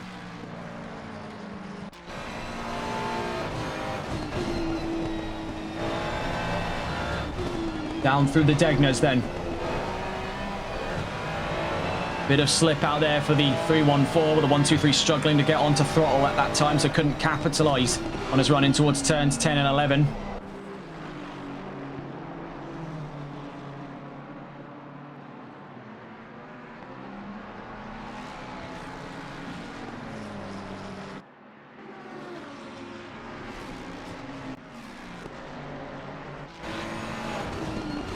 Down towards Spoon Curve.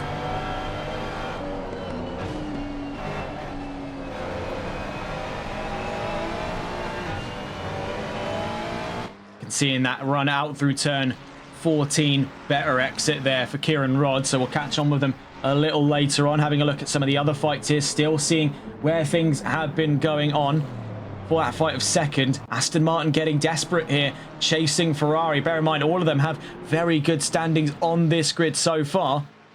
Having a quick look in then with some of the other fights, we wanted to get a look on board just a while back with the fight for Binks. Going toe-to-toe with Meredith, so we want to go get a look in with that. We do just quickly see, and I do apologise for the somewhat jolty movement of everything around the field. We want to try and get those onboard cameras. We see here with Cheeseman and Vitas for 11th, in towards the Casio. Still very close, and that could be a 3-car fight. You see up in front there, Michael Picconi in 10th place. Let's go and get a look, though, with the fight we've been searching for here. 787. We caught them right in a good time here, down towards turn 1 and 2. Chasing the 315. Big step out there, so going up the inside. It'll be to the outside for the run through turn 3. Tucks back in behind. This is on with Binks. Binks and Jocke Eriksson. New lineup for the 787 here in round 7 of the championship. This is currently fighting in for 8th place.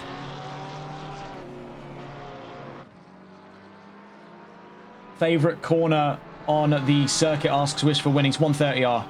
Easily 130R. You know, honourable mention the Degners. These corners here. Mostly because of the kind of action they can cause.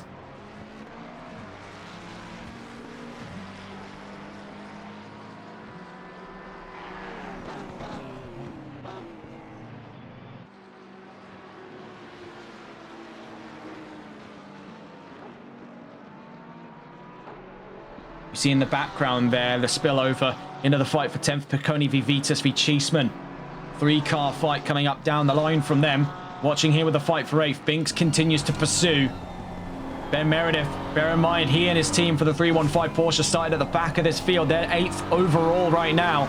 They're not going to be letting this position up easy, if at all.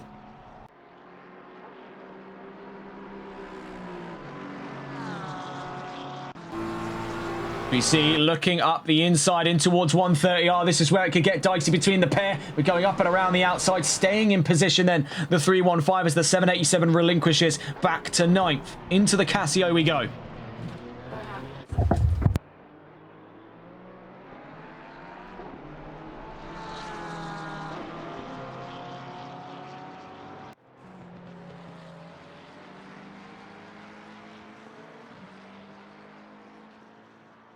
Looking up the inside in towards turns 1 and 2. I think he's got the run of it here. The 787 alongside with the 315 through turn 1 and 2 we go. Porsche holding up and around the outside. If he can find the room for it, it'll be to the inside at turn 3, but it's all too late in the run for 8th place.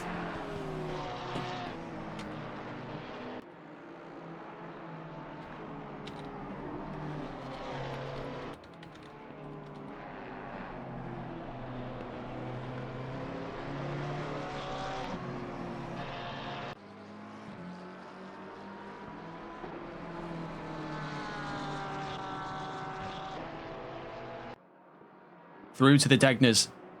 Now having taken up position of 8th place. In the meantime as well, Michael Picconi drops out position past Vitas and Cheeseman. But as it appears there is a bit of fight back to be... Oh, that's not fight back. Oh my goodness, yeah, we caught on board there at a really bad time for them. This is on the run. I believe this is out, yes, to turn 12. No, this isn't turn 12. This is the Degners. Oh my god, what happened down here for him? Not great news then for the number 5. New driver as well in for that car. The number 5, De Lava Maria. Federico Dordi joining. Michael Picconi for this round.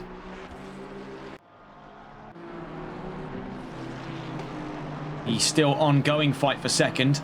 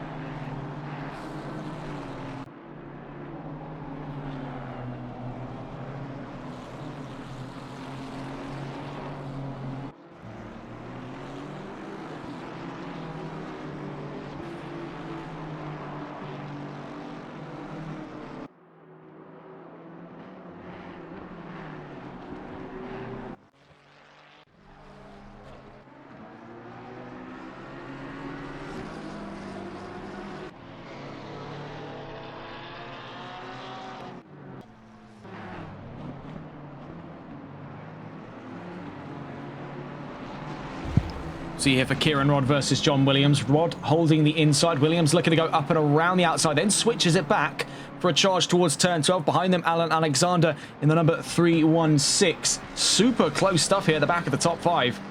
Williams leaving very little up to guess here between himself and the 314. Down towards Spoon Curve.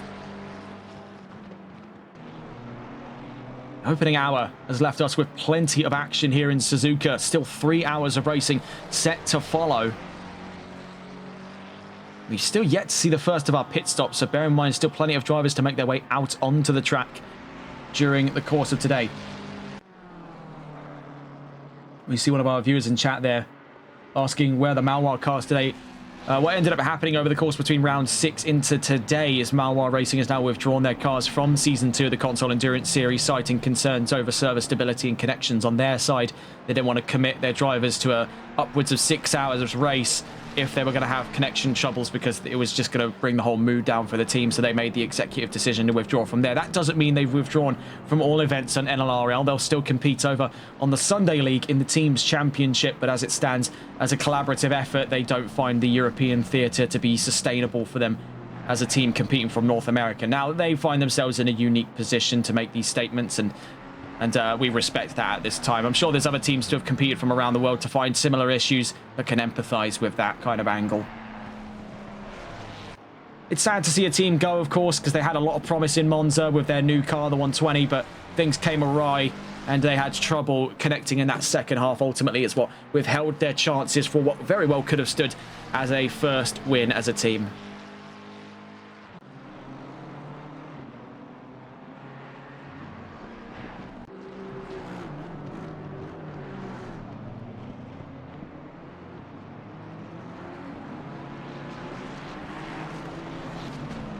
We see looking up the inside, that's the 316 up on the inside of the 123. That was rather tidy, dare I say it, for a dive bomb. That's tidy. For Alan Alexander now up to 6th place, up and ahead of John Williams. Looking here, the 113 versus the number 5, Elias Svenningsson with Aston Martin. Jorbe van Herle alongside him in the 113. Michael Picconi and Federico Dordi behind in 14th.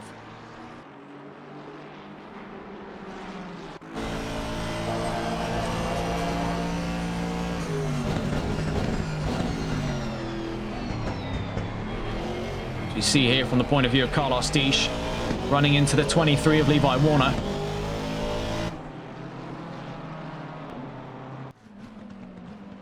Currently the 23 finds himself temporarily in the way of the fight for second place, but this could prove to help the number 112 in the straightaways here, knowing that the BMW is considerably faster than either the Aston or the Ferrari. This could punch a bit of a hole in the line here for that fight. Out through turn 2 we go. The Aston Martin taking up the helm of the racing line once more. Into the S-curves we go. Behind them, the 115 of Vermac and Hart.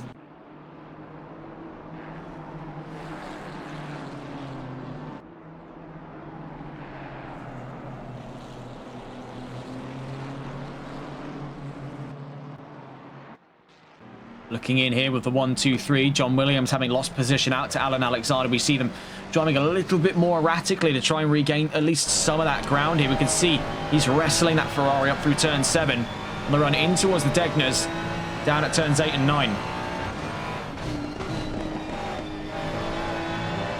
He daren't fly too close to the sun here, especially down in the Degners. Super easy for one's race to come to an abrupt end in this area of the track if not handled with care. So down towards turn 10 and 11, having survived the Degners, he can continue to charge forth towards the 316 and 314, now out through turn 11.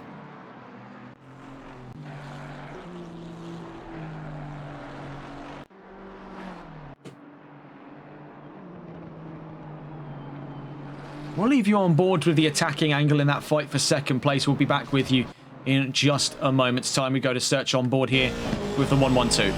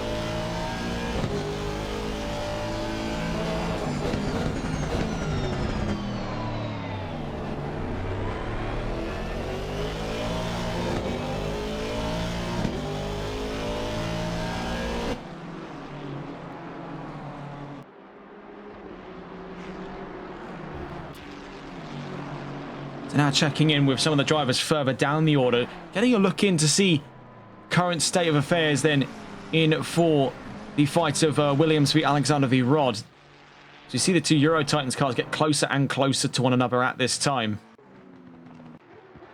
Looking to catch on board then with either.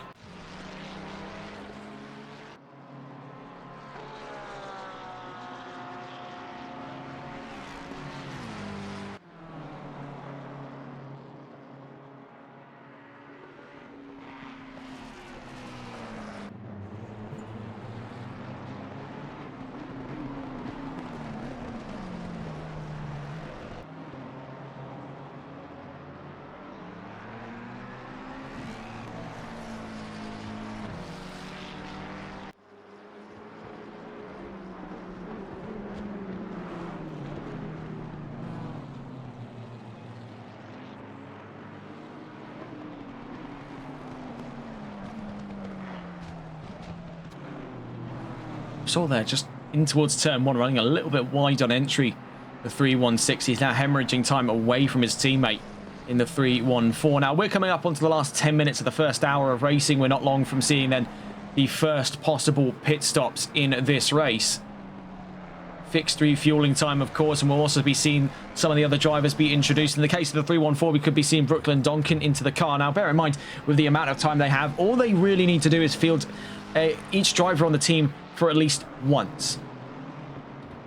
For at least one time, else there be penalties for them at the end of the race. So the teams have got a bit of an open-ended chance, especially with the smaller driver lineups, to distribute things as they see fit.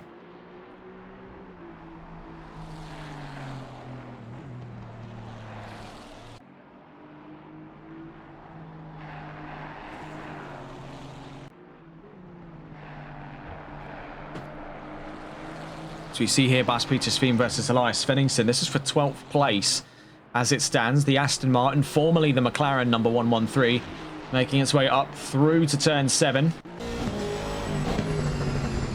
in towards the Degners.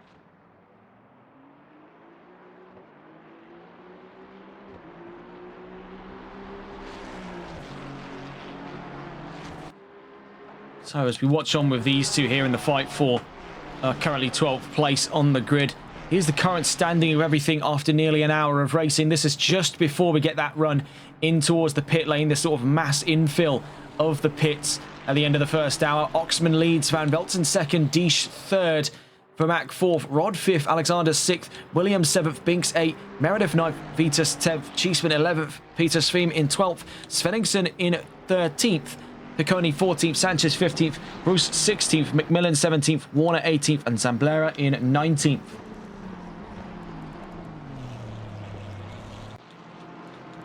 Oxman, of course, with the fastest lap as well at the forefront of this race. That 7:88 has been on the warpath here in what is very likely the sunset chapter of their second championship run. This is very likely to fall into their hands tonight here in Suzuka.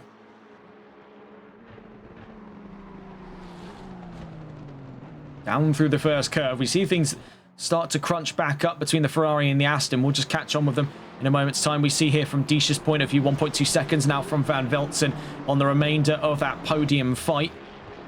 Out past, we do see some fighting for Ford at this time, and that's on with taking a look here. Kieran Rod, 0.4 of a second up the road from his teammate Alan Alexander. We also saw scrolling through the field of Ferraris was an interesting fight here. Meredith versus Vitus. See far later on the brakes. This has come as quite a surprise when you consider the car it's trying to outbrake is the Porsche 911. One of its strongest attributes on this grid is its stopping power.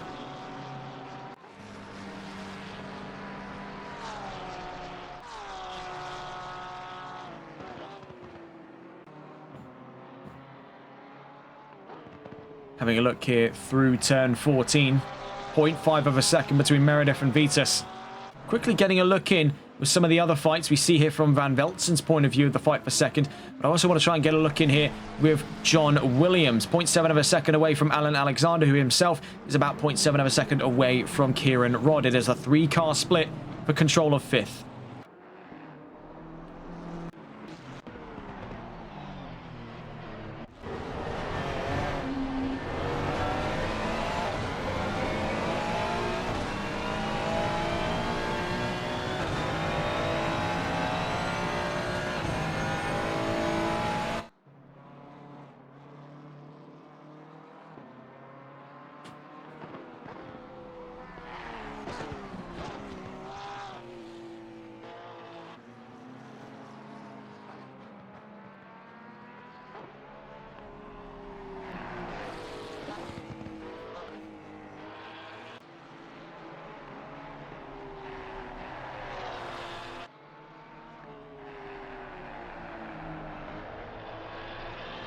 See, getting closer and closer, trying to inch his way in there on the number 315, looking for a gap wherever it may exist round that opening sector as we make our way into sector 2.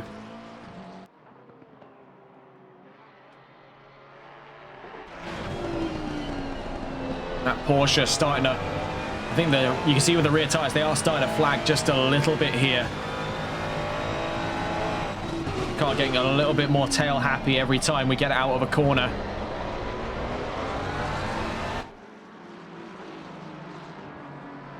Five minutes left to go then in the first hour of 4 here in Suzuka, the 4 hours of Suzuka. Season 2, Round 7 of the NLRL Console Endurance Series.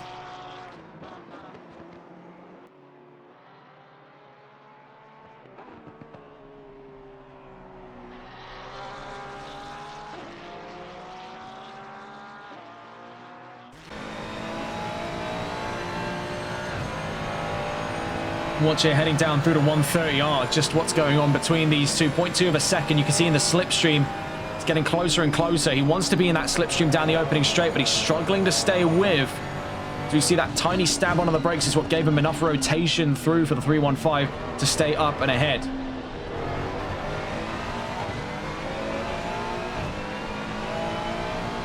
washing out wide through turn 18 as well. He's scrubbing momentum away in his fight with the 315, trying to tuck back into the slipstream here, knowing that's going to give him the leg up over the, not the Ferrari, the Porsche in front of him.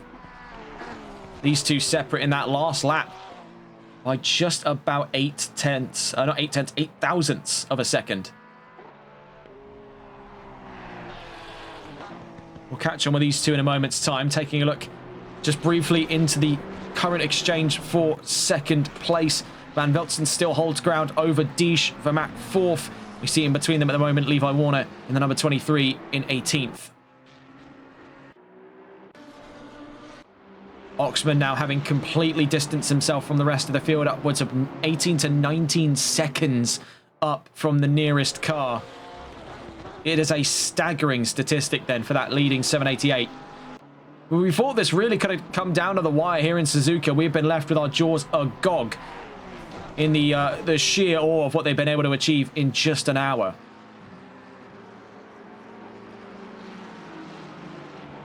Back on with the fight of ninth here. This is now from the point of view of the defending car, Ben Meredith, in the 315 Euro Titans Porsche.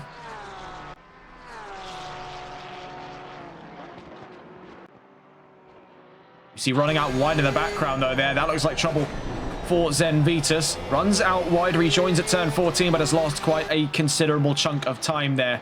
This could be the warning signs to come into the pits and start the run of that first pit lane procedure. New tyres definitely a must now, as we've seen for plenty of drivers on this grid. Stability quickly deteriorating.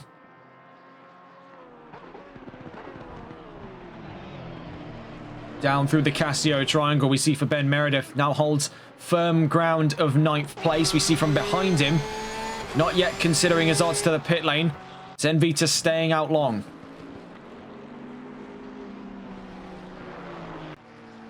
Vas Petersfield looking to fight not too long from now with Elias Svenningsson.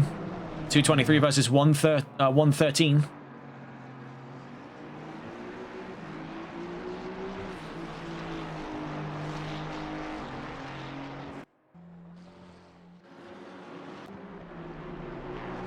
Meanwhile, in the fight for Van Velzen v Diesch, Van Velzen now putting up 1.1 seconds over that of Carlos Diesch. We see more relevantly with Diesch intercepting him is, if we go and get a look on board here, that's the number 23 BMW Fratch GT's latest change in the lineup. If we go to find on with the BMW cars here, this is Levi Warner, sandwiched in between the two 5-star esports cars inside of that top 4. After his incident at the start of the race where he was hit from behind down through turn 3 into turn 4. Nothing he could have done in that situation. It's very frustrating to see what's become of it. We see their remarks from some of the folks from Fats GT in our chat, mirroring the same sentiment.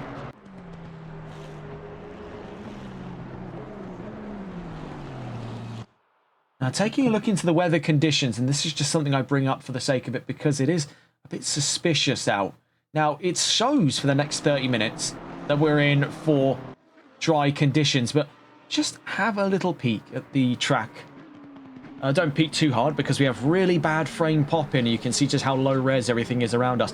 But more relevantly at the sky, whenever the opportunity presents itself, and off in the distance. That, if my memory is not terrible, that's mist. That is possibly the early warning signs of imminent rain. Now, we're at least 30 minutes out from a possible change in the weather regime, but you can see just as we get very brief looks at the rolling distance over Mir Prefecture, we can start to see a fog descend onto the track here.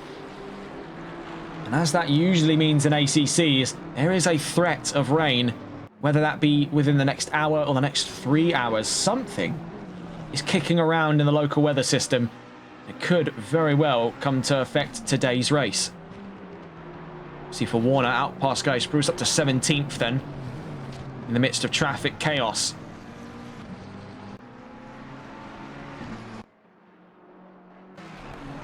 Seeing here Williams v Rod, on with Williams once again.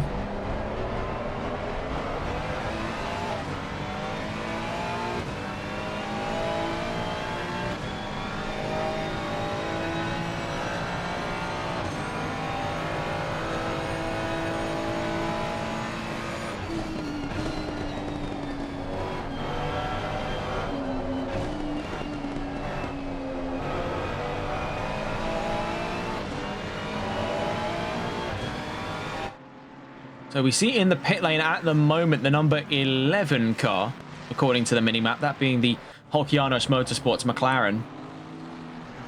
Ivan Sanchez was behind the wheel at the time. We'll see if anyone else joins them in the pit lane. Bear in mind, stint limit up at 70 minutes, so that gives the drivers a bit of a buffer zone of 10 minutes over the first hour, by which is the latest chance for them to come into the pits. Now, most drivers will be aiming for that mark, as we saw in a race earlier on today in the XRL Southern Summer Endurance Series, just to make sure we get the name right on that one, where very too much the same in Zandvoort was there a 70-minute stint limit, so the drivers were trying to sort of min-max the length of it. We also saw a little bit of that in the 90 minutes of racing that followed later on in the day in the HCCL Multi-Class Championship. Now, each of those races have gone about it in their own separate ways here. I don't see it impossible to suggest that our drivers today may be hunting down a dead-on 70-minute mark each to make the most efficient stints possible, because coming down into that last hour, they want to have about 50 minutes left, having cut over that perfect 70-minute mark each time, to bring themselves to a very short stint for the last bit of the race. That gives them the most competitive chance. They can really punish the car, knowing they haven't got to do the full hour. They can go just about that 105, 110% up. Also in the pits at the moment, we've just seen one of the cars come in. The number 9 of Zenvitas with Race Vision. Also in the pits as well is the 787 Fazzy Binks with Exclusive.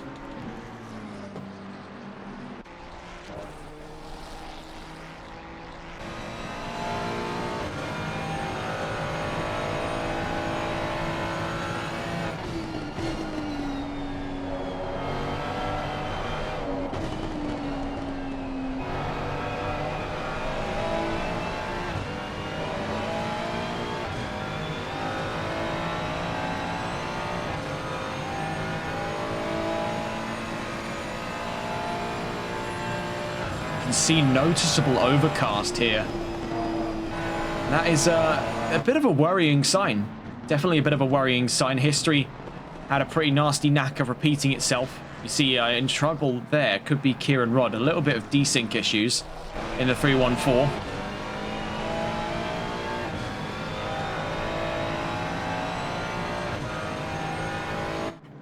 Alan Alexander then into the pits as we speak. We'll cut away from the fight for 6th here as it starts to dissipate in the trailing end of the first stint's end. As we see here, Diesch and Van Veltzen start to close gaps back to that fight of 2nd. The Aston Martin catching up to the Ferrari. Of course, we know how formidable the Ferrari is for those tyre lifespans. Tyre conservation, one of the strong suits of the 296. Looking at it at the moment, we can see in the pit lane the 316 having come out of the pits since now Jocke Eriksson behind the wheel.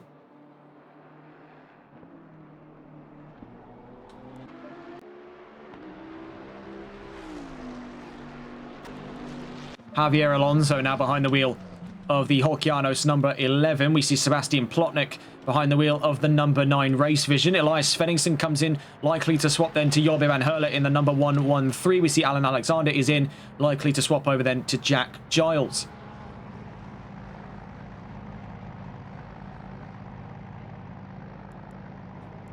As we see there, being cleared for release out of the pits, goes the 316, but I don't believe yet to a driver swap.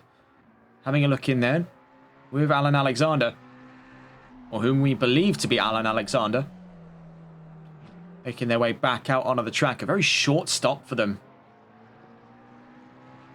I think they've just taken on the fuel and tyres and called it a day there.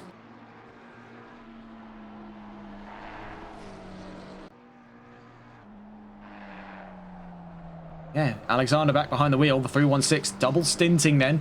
And it looks like it might be a 50-50 split. We may see the next 2 stints go over to Jack Giles, and it's sort of a perfect split down the middle. He does the opening half, Giles does the second. See then Svenningsson hands over to Van Herle. Van Herle on his way out in the 113.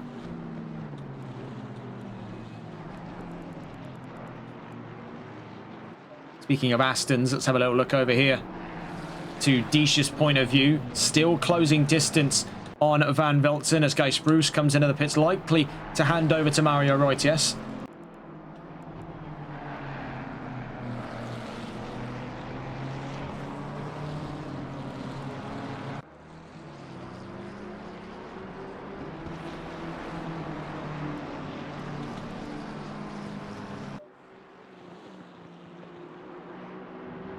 See, from the attacking, now the defending point of view, the 313 Cas van Veltzen had a very, very vivid start to this race.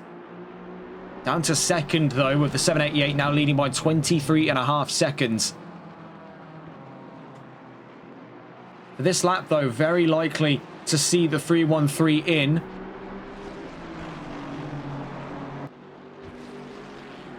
Though, by very close calculations, and that's if nothing gets in his way, he could potentially do one more lap before he comes into the pits. Though I don't think at this stage, this early on in the race, he'd be willing to run that risk. We'll find out, though. Out through Spoon.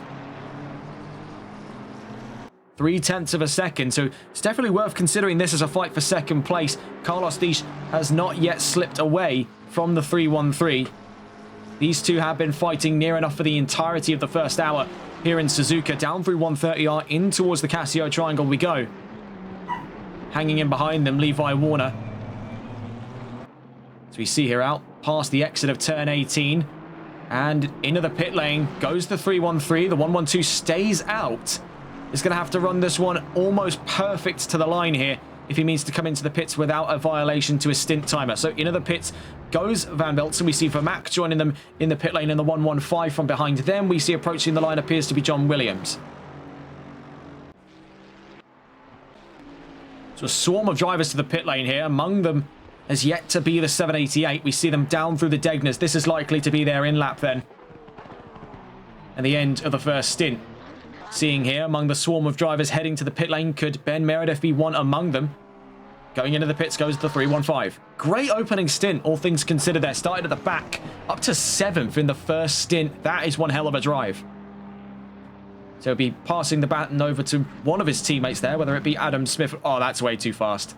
Oh, we just know that's way too fast into the pits there for Ben Cheeseman. Get a look at this.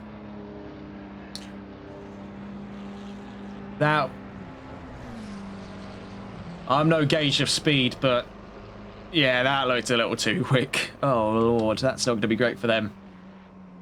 So in the pits, Ben Meredith among several drivers now. A very active pit lane here at the end of the first stint. The 114 is in, but it appears to be yellow flag. So how has he not been recognised as being in the pit lane? He is in. He's at a stop.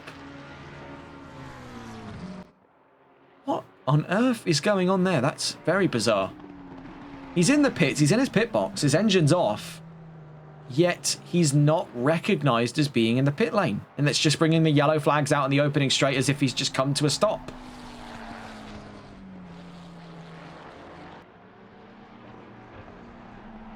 See for Niels Baslier.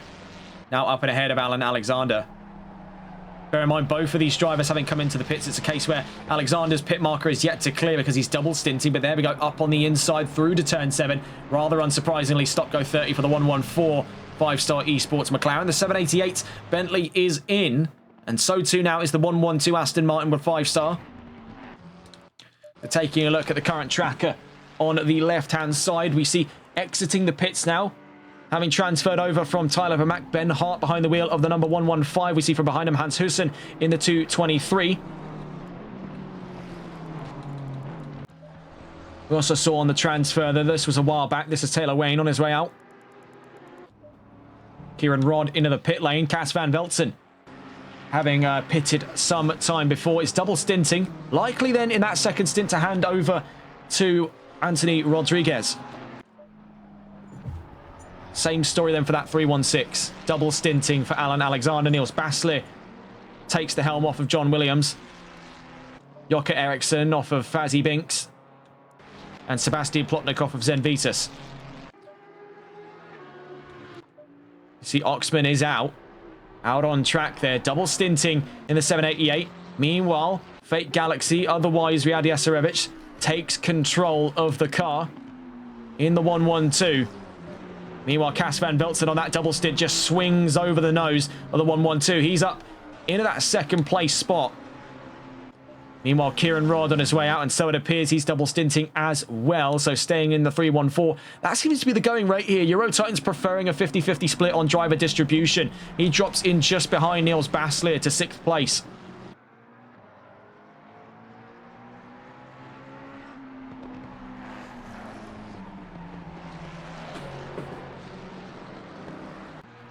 evidently it could be, it could be suggested on both parts of why they decide to go with double stacking their drivers and going down the middle, perfect 50-50. Not only does that mean that they cut down the amount of times spent transferring drivers. They don't want to do it the case where one driver does 1 hour, one driver does the other. That's a fairly new way of coming at it. That's what a lot of the new teams end up doing, and that's what often causes those disconnect problems. Actually, we've seen similar to the likes for Euro Titans. They want to cut down as much time they spend swapping drivers. Moreover, it just seems like the logical decision. It's the one that a lot of the high-level teams in this community are utilizing.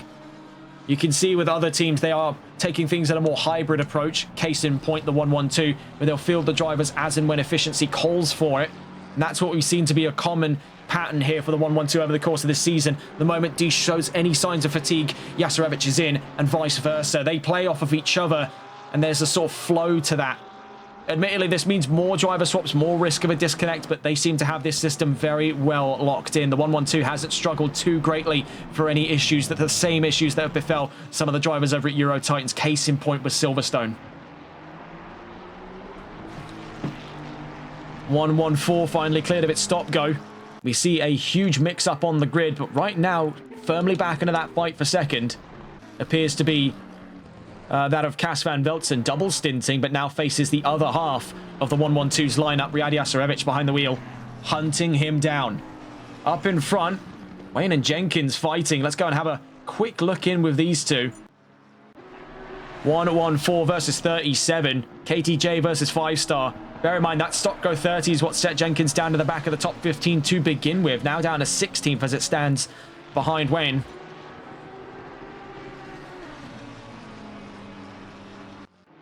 Let's go and catch back on board, though, with that fight for second.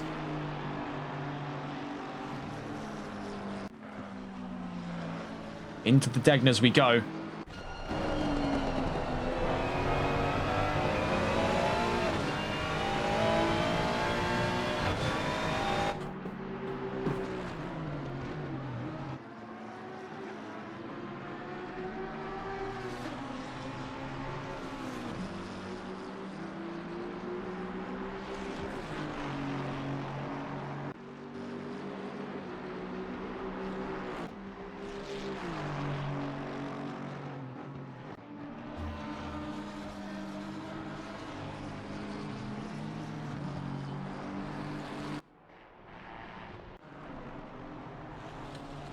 Taking a look then through the order to see some of the closest fights. Of course, we have Jasarevich versus Van Veltzen. There's also Rod versus Baslier down through Spoon at this time. The 123 defending, the 314 attacking. Those are your two closest fights on track as of right now, both of which reside in the top 10. You can even make the argument both of which reside over the top 5. New fastest time by Alan Alexander, the 316, now fastest in the race so far. Currently 4th in the 316.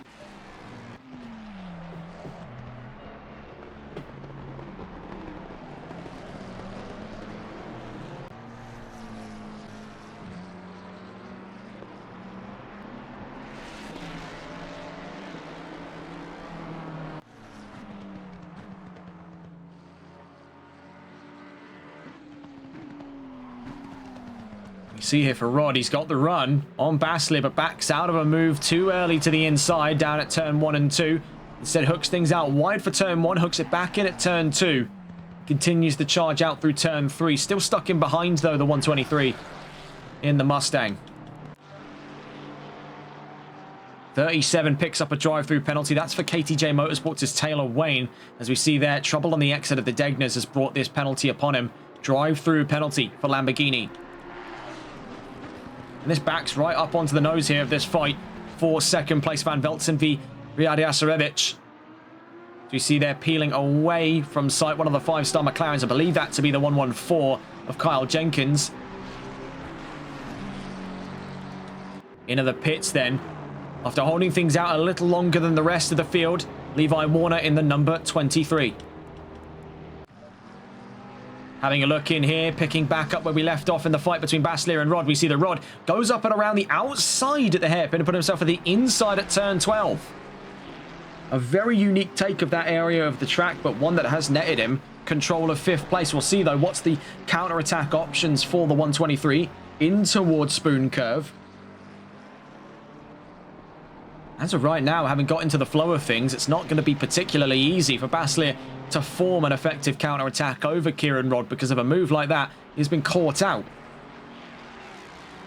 This isn't an area often one expects to be intercepted. Someone goes up and around the outside of you at turn 11, then holds onto it for the inside at turn 12. That is one of a kind, really. I don't think I've ever seen someone do that before until today.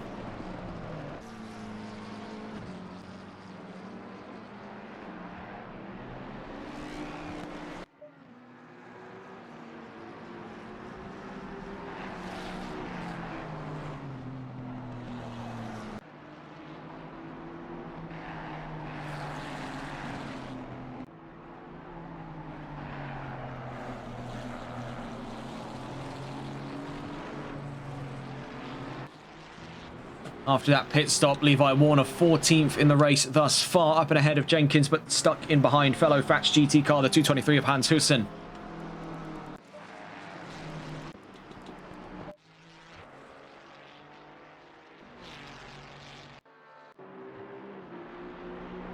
Checking in on the Van Veltzen v Jasarevich fight.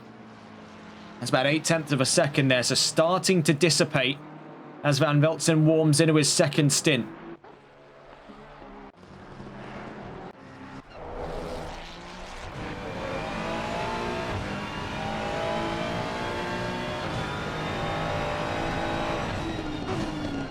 This could be a curious one right now in the perspective of the car, not necessarily on our screens, but behind them, that being Jocke Eriksson, the 787, looking to hunt down 4 positions. Let's go and catch on board then with the 787. Going to find on board here with Jocke Eriksson.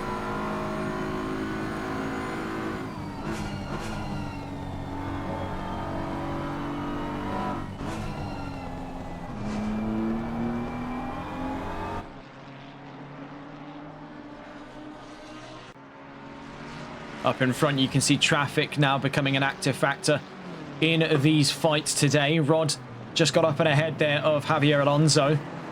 Niels Baslier closing into frame here from the point of view of Jocke Eriksson in towards the Casino Triangle. 1.1 seconds between BMW and Ferrari. This is for 6th on the field.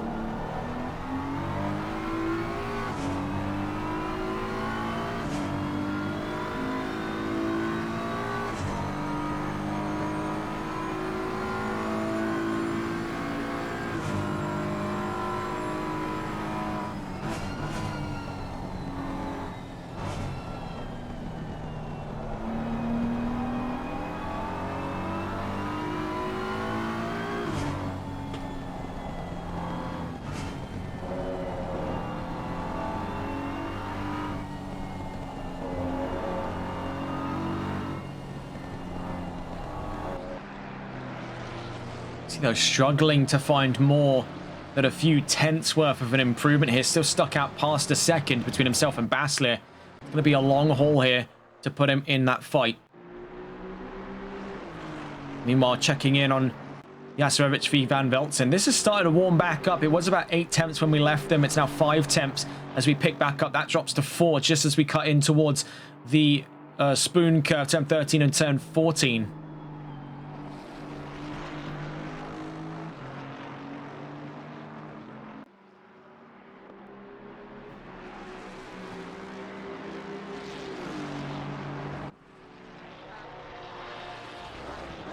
Heading in towards 130R. I'm going to try and cut the toe off of the Aston Martin. As deviating from the racing line done him many a favour there. As you can see, the Aston is now just the same distance away. If not, this somewhat exacerbated form of driving is actually hurting Van Veltzen more than it's aiding him.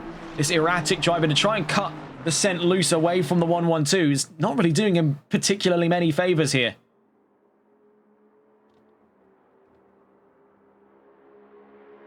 We see for the 313 heading in towards turn 1 and 2.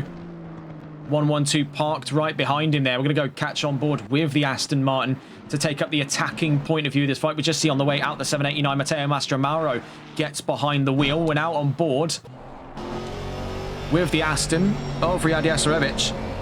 Back into that fight for second.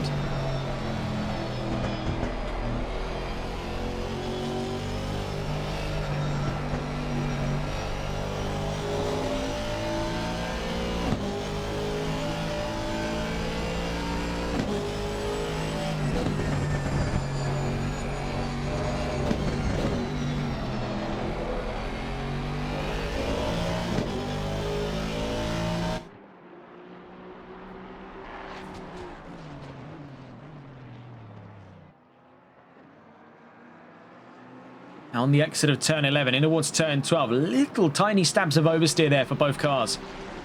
Both of them struggling. Either that or the case that they are pushing the cars well beyond their operative means.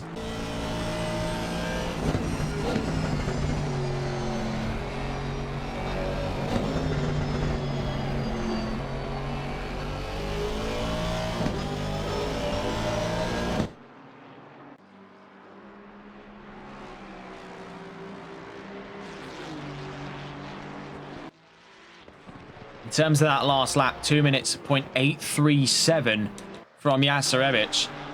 And that's not even presently the fastest lap of this race, so that definitely raises heavy implications. The fastest laps are gunning in around the 159, 158 range.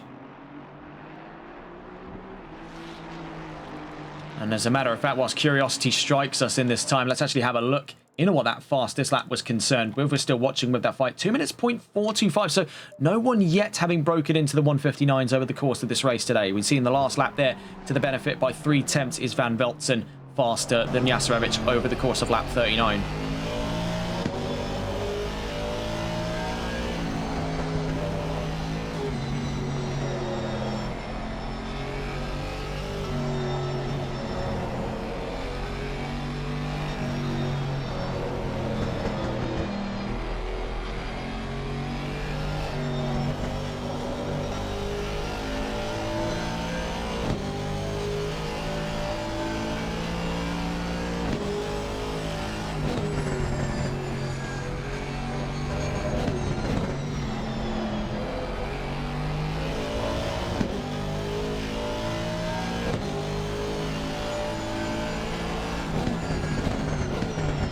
See the 112 trying to angle his way up the inside. Things getting closer and closer and closer. Something's got to give in this fight for second place. 3/10 of a second now between Van Veltsen and Jastrzębicz. Is Van Veltsen starting to feel perhaps a little element of fatigue here? Nearly an hour and a half in, with Jastrzębicz only 24 minutes into his drive. So a much fresher mindset from the 112 versus the experience already laid in from the 313.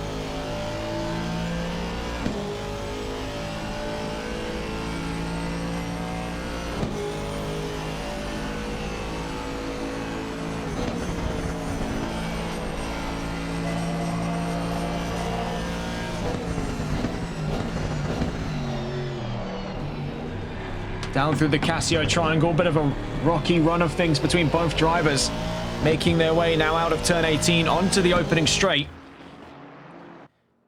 Now, in the meantime, just having a look at some of the other fights on track. 3/10 of a second, now 2/10 as we stay on with these drivers.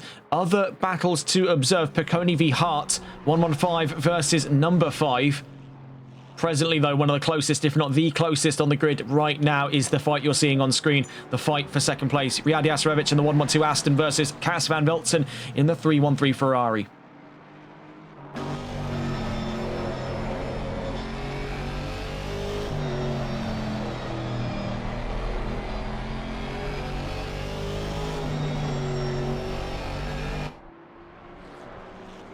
Now, we've seen things from the attacking point of view. Let's go and take a look on the flip side of things as we just quickly pan across some of the other close-by areas of the track. Now, this isn't necessarily fight. This is Mastromaro versus Alexander. Not for position, but still close to one another nonetheless. Getting a look on board, though, with the Ferrari. Seeing how the other side has it here for Cas Van Veltsen on his second stint of the race.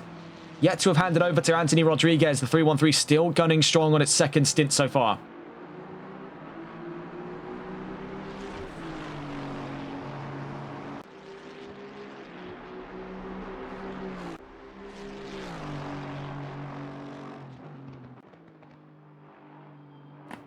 We do have a yellow flag out there. That was the number 115, potentially has come into contact with the 115 down at the Casio Triangle.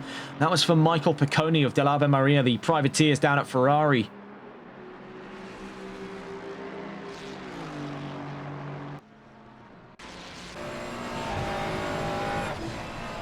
Through 130 we go. Very easy, we've seen so far, to upset the balance of the car through this area of the track down towards the Casio Triangle. You see, overcooking the brakes once again. This has been an area of real frustration for the 3-1-3. That could lead to an overtake here coming up by Riyad Yasarevic. He's got the momentum to carry out through the run of turn 18. You can see from the rear view of the Ferrari, the Aston has got so much more to give in the slipstream, but has to run the long way around the outside. Going for it then, the 1-1-2 goes around the outside, tucks onto the rumble curbs there, very nearly spins, but holds onto it. Sadly, not to find himself up a position, but still hanging on into that fight for second. These two are properly giving it some over the course of this.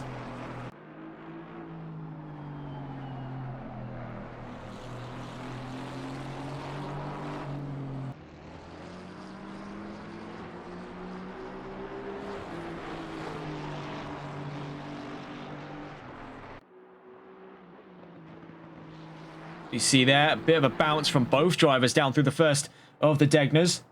5-star Jupiter in chat asking just on his break, how is it going so far? Well, getting a look into the current standing of things, we're watching with a very engaged fight here between the 1-1-2 Aston and the 3-1-3 Euro Titans. Taking a look then at the current standing of things so far, Florian Oxman leads in the 788, started third in this race after a very exciting wet qualifier into dry racing so far here in Suzuka. It looks to stay dry for at least the next 30 minutes here in the second stint of 4. Riyad Yasarevic in third, tucked in behind Cas van Velzen in second here. Van Velzen double stacking off of his first pit stop. Yasarevic swapping in for Diesch after his first. Alan Alexander in 4th place, Kieran Rod 5th, Niels Bastley in 6th, Jocke Eriksson on his first drive in this series for Exclusive in 7th, Plotnik in 8th, Meredith 9th, Van Herle in the top 10. Presently, quite a few fights going on. Among them is the one you see here for second, but it is worth pointing out, based off of the last data intervals, just how likely there is to be one here between Bastley and Eriksson. These two have been close by since the start of their stint. Now, it may not be as close as the fight we've been observing firsthand here for control of second place, but it's definitely on the cards to become that follow-up. See, running out through to turns 1 and 2 at the first curve. I just had a word in just briefly there from John Williams in the 1-2-3, reporting the brakes felt so good on the 1-2-3 car. We are worried we have brake pads 1. So the real risk behind them, now to give some context, there are separate brake pad variants you can use on Assetto Corsa Competizione. The first type, the Type 1s, they are often cited in sprint races. They're a lot sharper, but they wear out and fade quicker. Now, in extreme conditions, one where you're going to have to use the brakes a lot, like on, for example, a track like Suzuka, they can run the risk in the worst conditions of burning out in 90 minutes. This would be the kill zone for them. Here, actually 30 seconds from now would be that precise kill zone for when the brakes start properly dying out. Now, the other pads, the Type 2s and Type 3s, they're more geared towards endurance racing. They're a little less effective, they've got a little less bite, but they can last a hell of a lot longer than the Type 1s.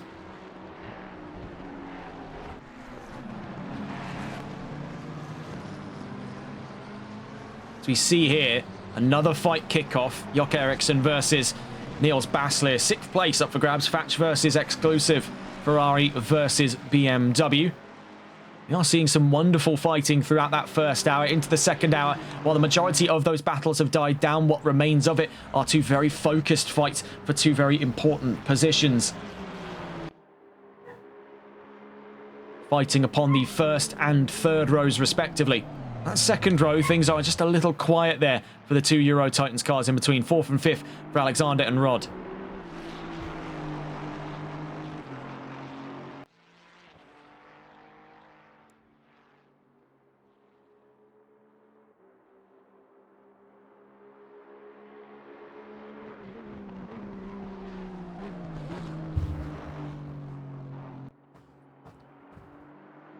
We see then from the point of view of Cas van Velzen, even after his second stint here, bear in mind he's been in the car for upwards of nearly 2 hours. He's just out past his first hour and a half before he hands over to his teammate, likely for that to arrive at the halfway mark of today's race in the second wad of pit stops, roughly with about anywhere between 2 hours and an hour and 50 left to go here in Suzuka.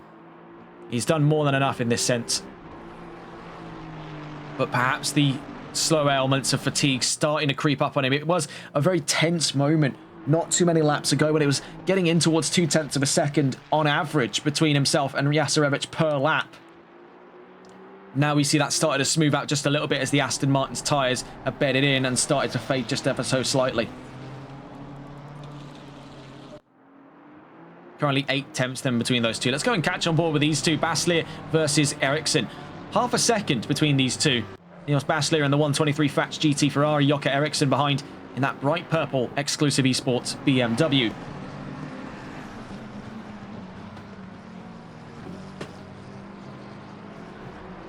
Presently then, that's the fight for 6th.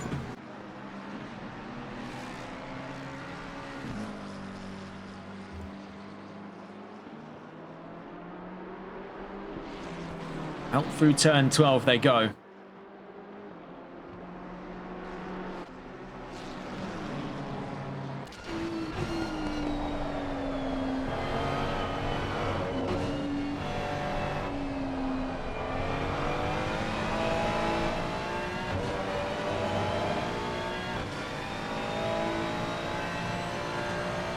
See here in the slipstream, couple that with better straight line speed, the BMW is able to make quick work of that gap down from 6 to 0.3 of a second before we hit 130R, then through 130R, very committed on the run through, but drops back just a little bit before the run of the Casio Triangle. That's still putting Jocke Ericsson in a very close position at hand past turn 18 and onto the opening straight, to which he can continue to cut we got close there, where we can continue to hunt down. Yeah, you're never seeing that on YouTube. The the Ferrari.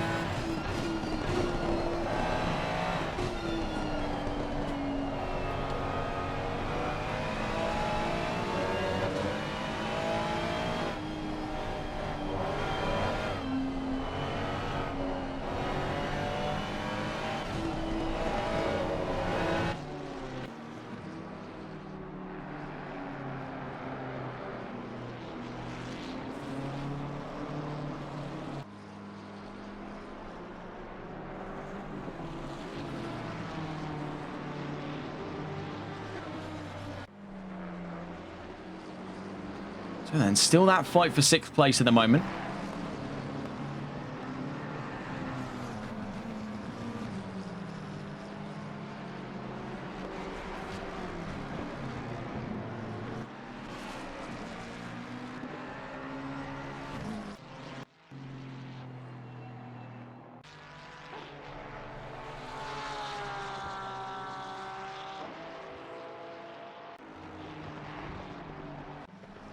So quickly catching back up with the fight up on the podium just very quickly here.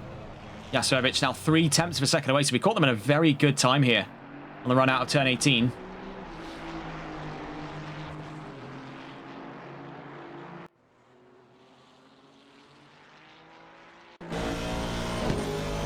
In that last lap, even in spite of how close things ended, still a difference of about just shy of 0.1 of a second there.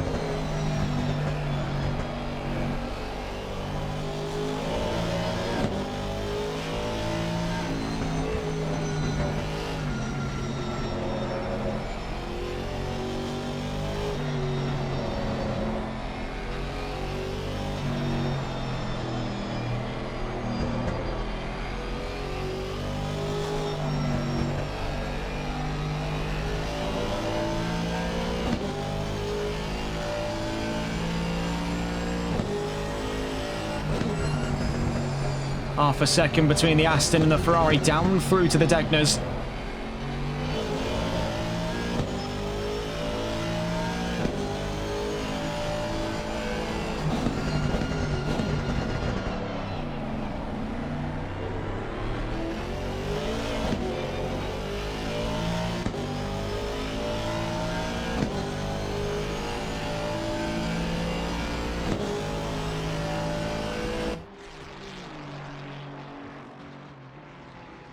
So presently, as things stand, as we get closer and closer to the halfway mark of the 4 hours of Suzuka, Florian Oxman leads in the 788. Cas van Veltzen second, with Riyad Jasarevic in 3rd place.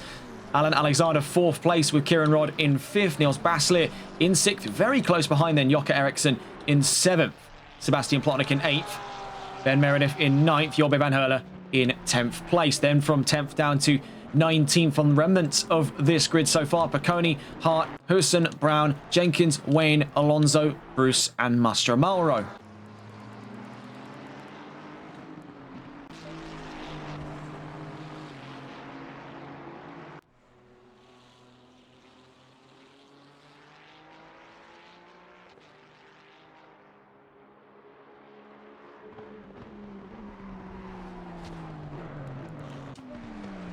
Just watching here, this thing's got a little bit wiry on the exit of 130R in towards the Casio. Jocke Eriksson still pursuing Niels Baslier, looking to be within a chance here of striking down the opening straight. Let's go to catch on board with these drivers before it's too late. On with the 787. Eriksson hunting down Baslier. He's got the run of it. The question is, can he find the space of it down through turns 1 and 2? Through he goes around the outside with the 123 is up the inside before we at turn 2. And I think just with enough momentum to carry there, the 787 up into 6th and holds on to it. Jocke Eriksson up to 6th.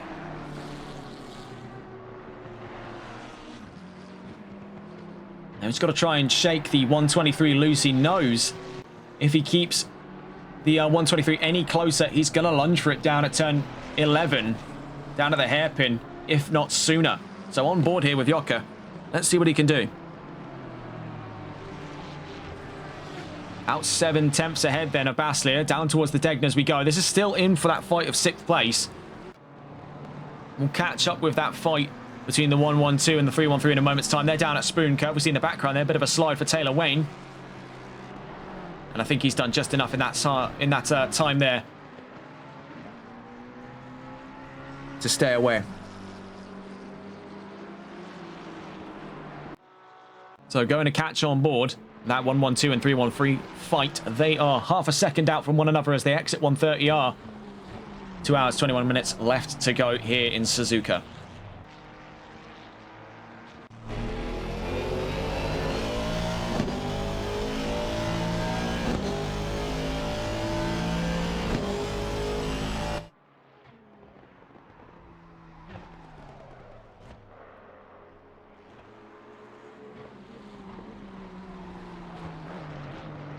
You see there, a bit of a slide for Van Velzen. So back on with the Aston, number 112.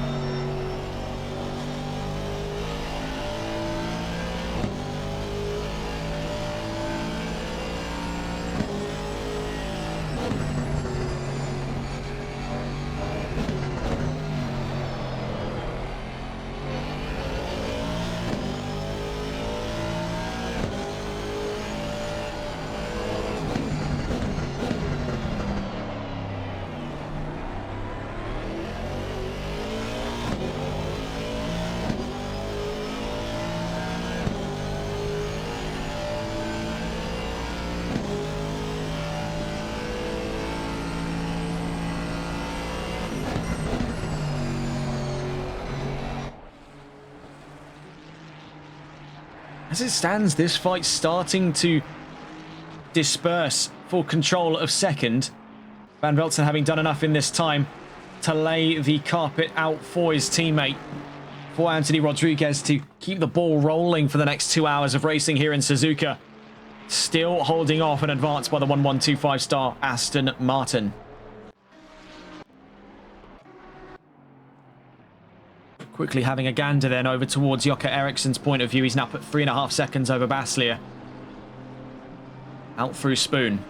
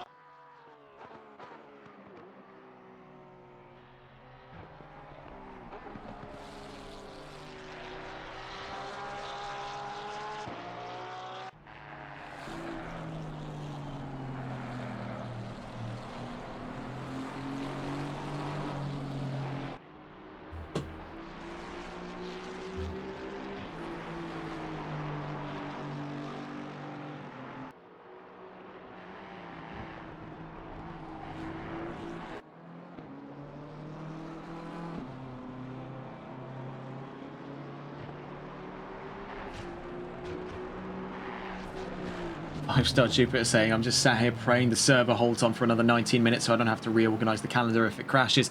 Yes, of course, that I do feel obliged to reiterate a point that was illustrated to us by Race Control on the run in towards today's event. Just as we quickly pull up the announcement for that. So this is just quickly addressing some concerns by Race Control. Of course, we all still remember how things unfolded in the 6 hours of Monza last round. We know that it wasn't the greatest, and we know that it definitely could have been a lot better. G-Portal was just not on our side here, and there was a bit of a kerfuffle getting the server and by proxy the race restarted. It was at the halfway mark. New regulations have since swept in to make this a lot easier. And this is the current run of things. If there is a mass disconnect, someone would need to clip it. That could be either us, that could be either one of you, the drivers, currently tuning in, or it could be you, the viewer, clipping it at home. After 30 minutes, there would be a delay. That would be towards the start, actually. If it is a red flag. Hang on, I'm just going to read the whole thing. If the server crashes before 30 minutes, we'll delay until next week. After 30 minutes, we'll just stop the race and give out the points depending on how far in we got. If there's a mass disconnect, someone please clip it and I can call a red flag post there. And if it's over a third of the grid, race on in case it isn't. So basically how it's going to be, if it's before the halfway mark, it will be shifted up to where Indianapolis is and we'll organise a new date for the 6 hours of Indy. If it's after, it's red flagged and it's half points. That's how it's working at the moment, simply because a lot of the guys that we have working in Race Control are just not about today.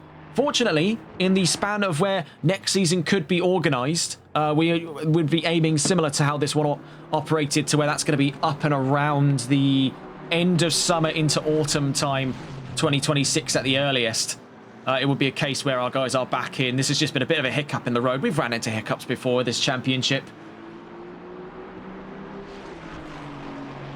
That's just a loose interpretation of the rules. If it does happen, which it shouldn't, and it won't, you know, positive affirmation and all of that, then obviously Race Control has the rules in place to protect the drivers and the championship at large.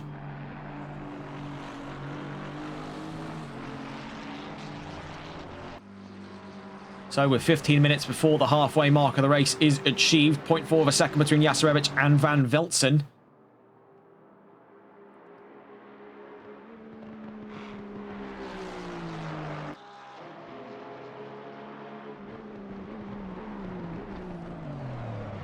We see again running out wide for Van Veltsen. This area, the Casio Triangle, has been a real big issue for him so far, and this may very well be the straw that breaks the camel's back, because he's lost so much momentum now that it doesn't seem particularly hopeful he'll be able to hold off the 112 by the time we hit turns 1 and 2. We see Jasarevich going up and around the outside. Now he's really got to find a performance here. He's got to dig deep to try and hold off the 112. That bordered on overtly aggressive, but he still held his elbows out, and now the 112 is stuck in behind, evidently not pleased.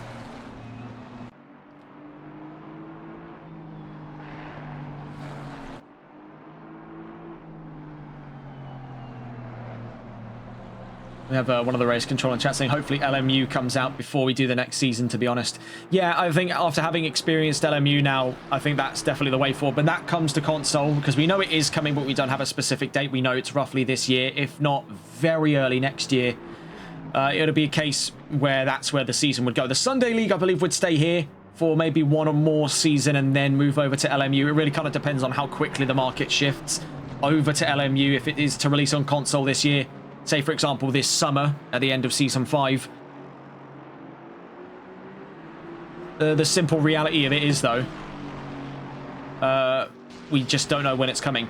I would also make the assertion, if the Console Endurance Series Season 3 it was to happen on Le Mans Ultimate, would there be the prototypes? That's the real question. Would there be the prototypes? That's kind of the main crux of what separates LMU from a game like this.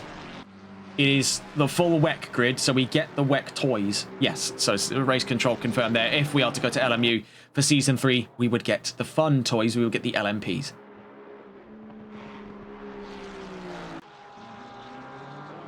I think it would be a waste not to. In the background, we can see Mastromaro and Hussen. And of course, if those of you who joined us earlier this week, you saw our first ever Le Mans Ultimate broadcast. That was over with MSC for their first ever Le Mans Ultimate race. That was over in Sebring. That was quite a wonderful time indeed. Great to learn the new systems, great to try out a new game, and definitely hopeful for what the future holds there. We're going to be trying to work out something with them to continue work after our current state of the contract, perhaps even into their next season. This is mostly a trial season for them to get to use with these systems and everything that goes behind running a championship on LMU. We'd be thoroughly interested to see how that progresses.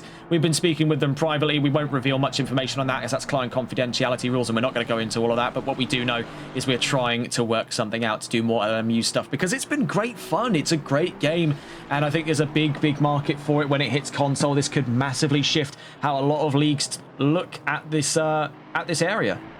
The servers are significantly cheaper from an economic standpoint. There's plenty more leagues that would be able to go onto the professional level for far less.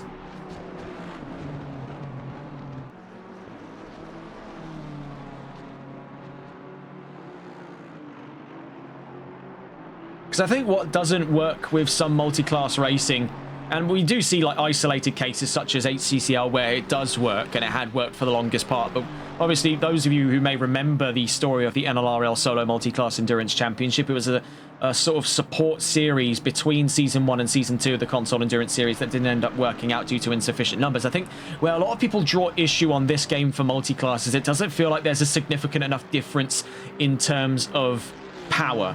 You know, the top end is a class everyone is already using, so it doesn't feel special to be in GT3. It feels like just a downgrade to be in GT4. Whereas conversely, you look at prototypes to GT3 and they are broadly different cars. They're not part of the same family, though they race on the same circuit. In the meantime, we are seeing again picking up into another throw of their fight here. Van Velzen versus Jasarevich. Down the opening straight, the Aston Martin rides over the rear bumper in the slipstream on the Ferrari.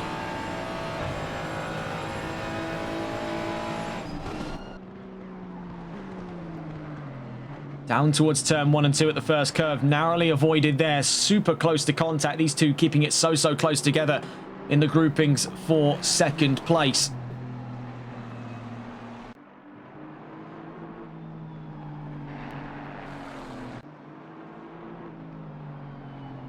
Taking a look just briefly around the field to see some of the other potential fights on track. There have been a few before. Meredith versus Plotnik, one to consider. 1.3 seconds between Ferrari and Porsche at this time. Another one to consider, the two Euro Titans cars on that second to third row. Alexander and Rod 1 second apart.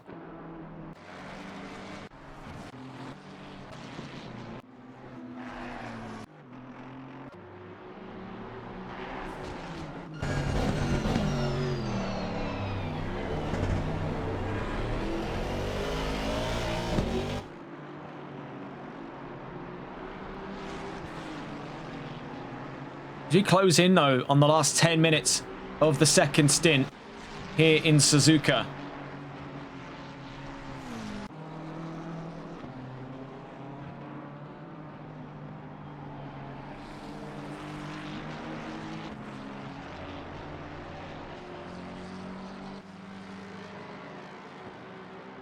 We're going to start to see a lot more runs into the pits very shortly. That'll be the main Passover period we see for the majority of drivers on the grid to have held out and double stinted. So you'd be expecting to see driver swaps out of Oxman, out of Van Velzen, out of Alexander, out of Rod, out of Meredith, out of Picconi, and out of Bruce at this time.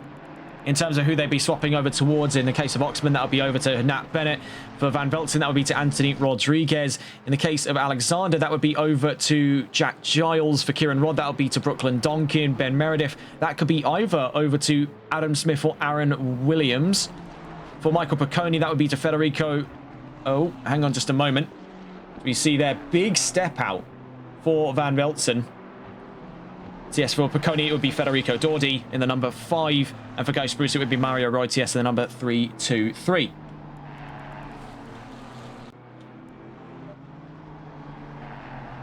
See Calabaroa 84 joining us in chat again. Has been with us since the start of our broadcast day. Back, having a look here, just about 13 hours ago. 12 hours ago. 12 hours ago, never mind. Hello to you once again. He's been with us over the course of the last 2 broadcasts and then today's one, making Three's company then for broadcasts here on Saturday, the 7th of March. Looking in towards turn 11, can see Jastrzębicz getting more and more ambitious, trying to capitalise on some of that fatigue now building on the 313. We know Van Velzen has the longevity for this track. We've seen him win at it before on much shorter races than the one he's facing today.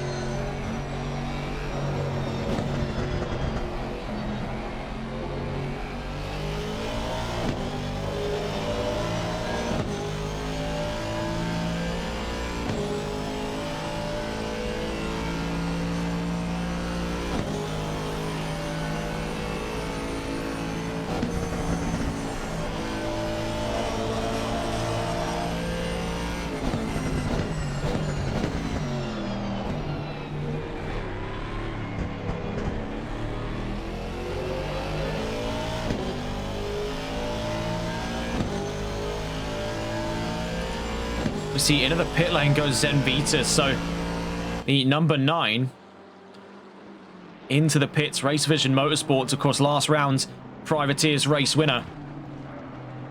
Too early to call it really on who's going to come home with the Privateers win here in round 7 of the championship. Taking a look, the likely chances have it placed over at Dell'Ave Maria's Michael Picconi and Federico Dordi. That could very well be their first this season. But of course, still 2 hours, 6 minutes of racing set to follow, and just as much as things are still left uncertain up over the front of the overall and then by proxy pro grid, the same story therein which applies for the number 5 and its place on the Privateers. In spite of that though, 25.7 seconds the mark between Van Velzen and the leading car of Florian Oxman.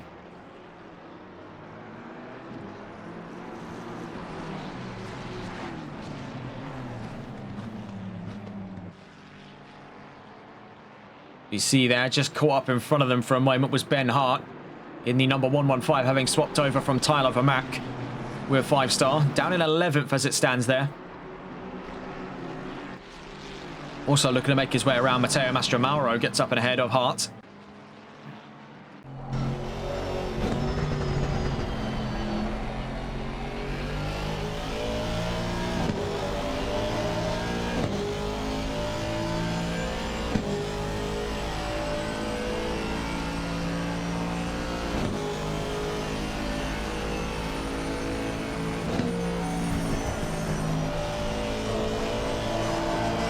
Closer and closer through 130R. The Aston Martin, you see there, holding centre mass of the road, was looking at a potential strike up the inside, or perhaps just trying to get inside Van Velzen's head here.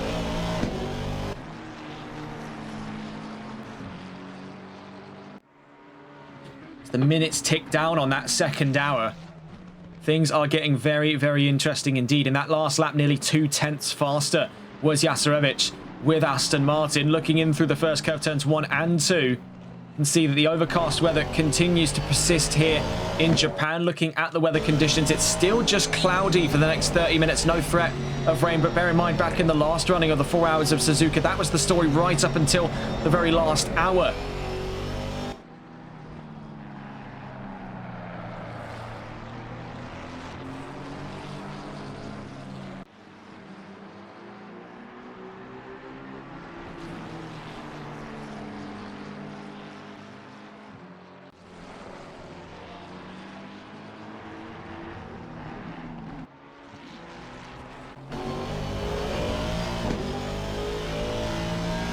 I mean, lost a tiny bit of ground there past the exit of the Degners in towards the hairpin.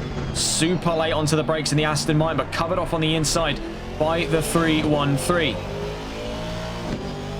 Even though we're getting close to the end of that second hour, with the drivers running on 70-minute stint limits, we could be seeing continued fighting between these two for upwards of another 13 minutes at the maximum before their run to the pits next. The question therein remains, of the two, which is likely to pull the trigger first?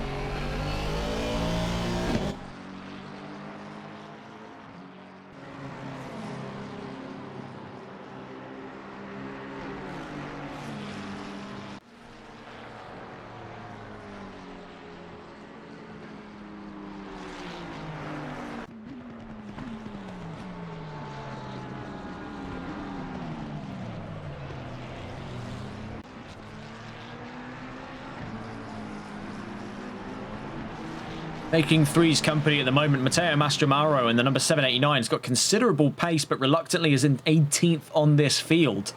One of the last drivers on the grid. Waylaid by fate at the start of this race.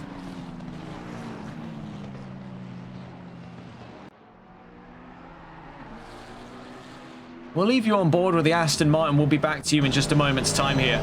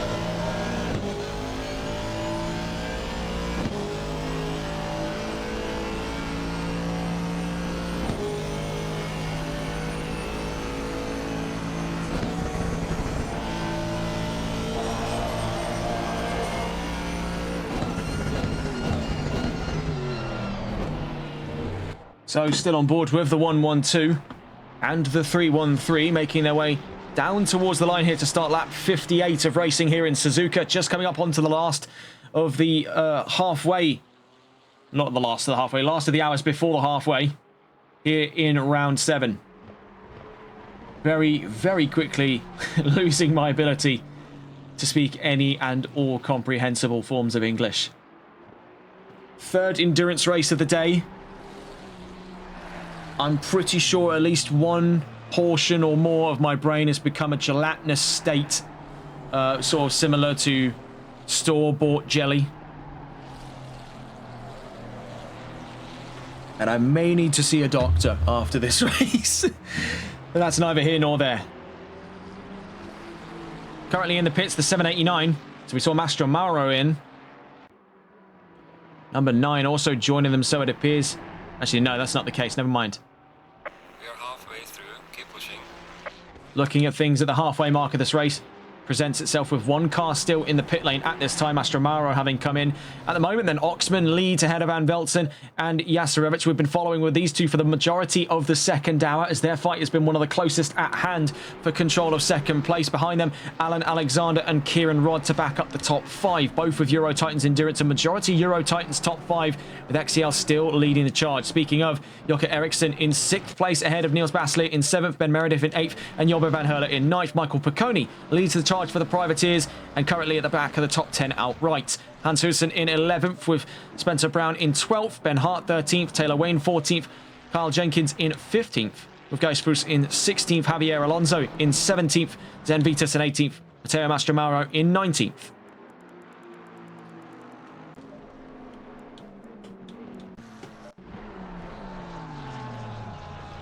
We see once again catching back on board with the fight of second. Van Velzen running out wide on the run down through turn 16.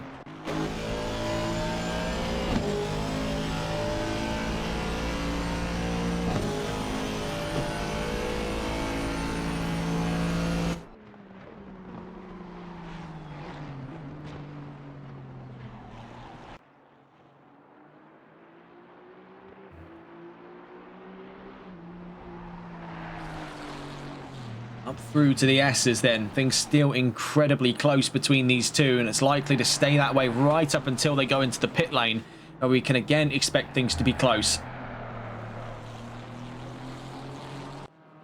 Just quickly cutting away from them to see the scope of some other areas of the track. We see lapping up past Zen Vitas, the number 37 of Taylor Wayne with KTJ Motorsports, was an early casualty here in Suzuka. some 2 hours ago when the lights first went green and we went racing here in Japan.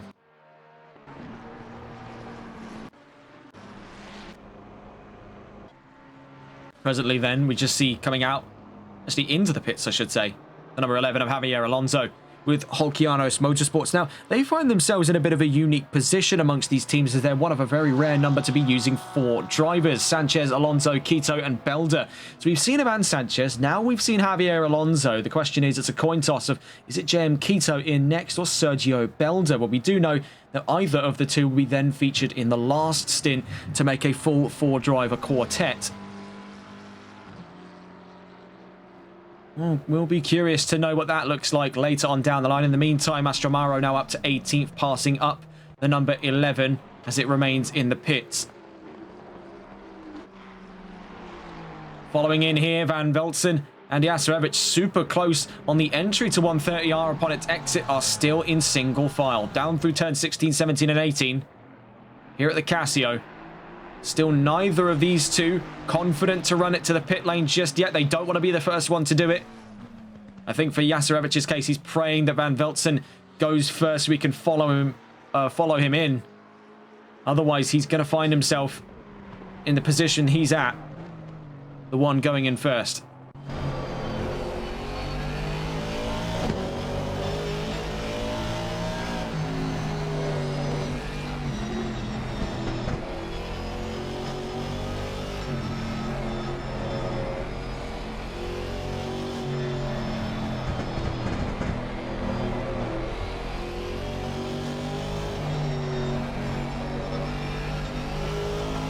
Looking in here then, still on with these two. We've been following them for the longest time here in this race.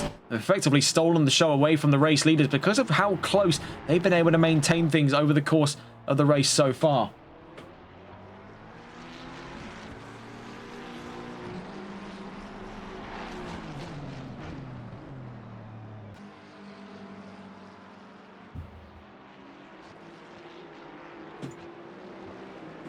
About 5 minutes out then from that maximum duration of the second stint. So feasibly it's this lap or next in the conversation of who comes in to the pit lane first here at the end of the second stint. Third stint right around the corner then for these two. The question is who yields.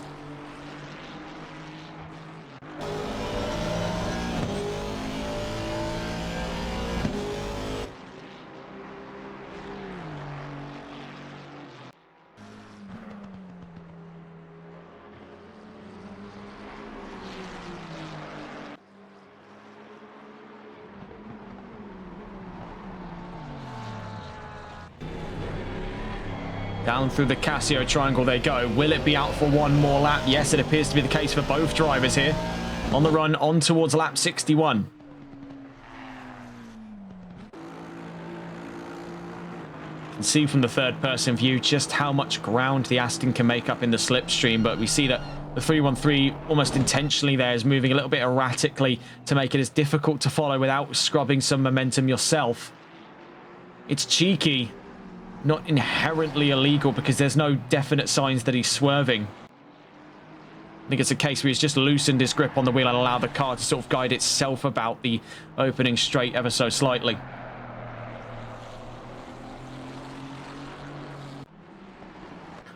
Looking around the field then to see where nearby fights may be coming from right in the trailing end of the second hour. And again, we come up empty-handed in all but one regard, and that is again for the fight of second. So believe you me, if you think that we're being biased in showing these two drivers, I think you just need to take a look at the data yourself and see that there aren't many other battles going on as close as this one.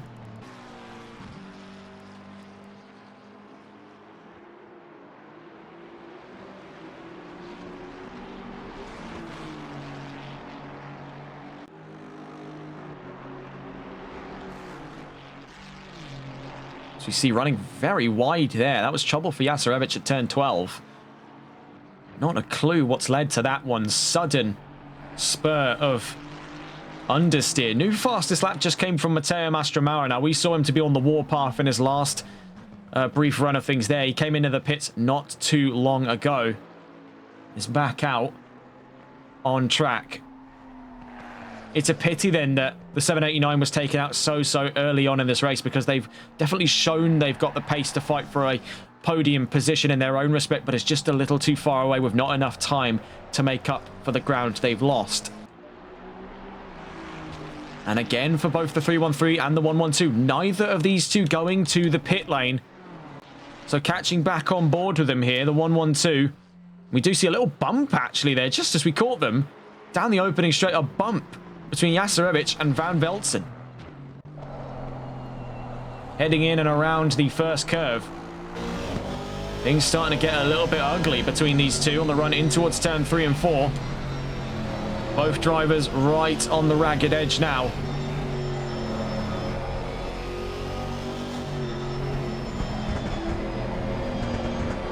The 787 is in to the pit lane, so just an update from the pit wall. 787 car now in. We see they're running out wide. Riyad Jasarevich in the gravel on the exit of turn 7. Getting a look on the replays just to get a gander as to what exactly kicked that one off. He was just understeering through turn 7.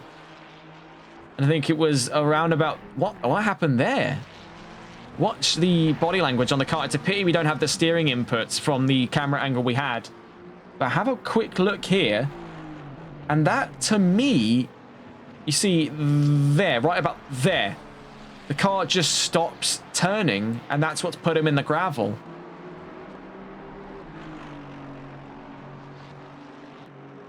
Bear in mind, there's not too drastic a change in Dunlop curve to warrant that kind of response. It simply looks like the car stopped turning. Not as in the case that the car started understeering, more in the case that the car's leveled out its own steering. I kind of wish we had this this angle here instead of the one we were using, which is this one, because then we would have been able to see if that were the case, whether or not perhaps there'd been wheel troubles for Riyad Jasarevich. Nonetheless, that does bring about the end of what has been the longest fight between any two drivers on the grid today here in the Console Endurance Series, round 7 of Season 2. As now, Van Velzen has 6 seconds of extra time to play with. We'll see if the 313 uses that to his advantage, perhaps seeking to come into the pits. Not the case, and neither does the 112 relinquish command. So these two are staying out extra long here on this second stint. Bear in mind, we're coming up for most drivers on what would be mathematically the point of no return. Alan Alexander comes into the pits, not willing to risk it. Kieran Rodd stays out. Niels Basler would be nearest to the line, so a lot of drivers will be looking to head into the pits not long from now.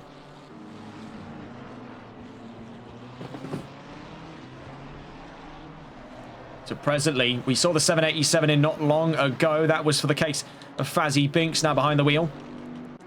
We've seen Alan Alexander in. Niels Basler stays out. Ben Meredith would be nearest in those considerations. Actually, it would be the 114 of Kyle Jenkins, and he also elects to stay out. 789 nearby, but we've also seen from Astromauro he's not long left the pit lane, so it's unlikely he'll be coming back in anytime soon. Meredith stays out as well. So we're starting to see a great schism form in the overarching strategy. We see that the recent swap for the 316, Alan Alexander out of the car, Jack Giles in. Now behind the wheel as they emerge back out onto the track, just having slot in behind there the unlapping 789. In terms of relative position, it appears there they've dropped, as it stands, down to 7th, as it appears on the grid.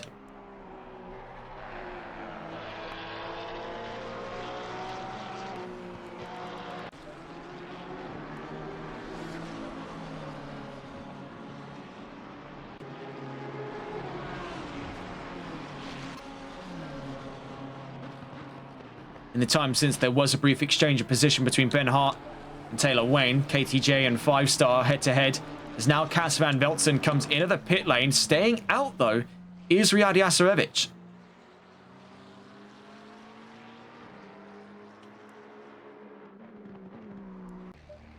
So an interesting divergence in strategy between these two. We really would have expected one to feed off the other, but it has been the case here. Van Velzen's in. The question is now, after 2 stints strong, is he going to hand over for 2 stints to follow from his teammate Anthony Rodriguez, or is it perhaps even a triple stint we could come to expect from Van Velzen? We saw that things were getting a little bit hasty for him in that second stint, especially on the trailing end, where he was getting either a little bit too enthusiastic on the brakes, or the brakes on the car were starting to fade. Either option is likely, given the situation at play. A lot of braking having been done. We do appear to see here, my memory is not deceiving me, my eyesight is not deceiving me. Yes, Van Velzen is triple stinting. So hats off to him to have the longevity to do this 3 stints on the trot, but when are we about to see the arrival of his teammate? He's leaving absolutely nothing up to chance here. He wants to give Rodriguez the best running start he can, trying his absolute hardest here. And we'll see another 70 minutes at the most out on track before handing over to his teammate. The minimum cut-off time then for Cas Van Velzen before he can call it quits on his time in the car would be roughly 37 minutes from now.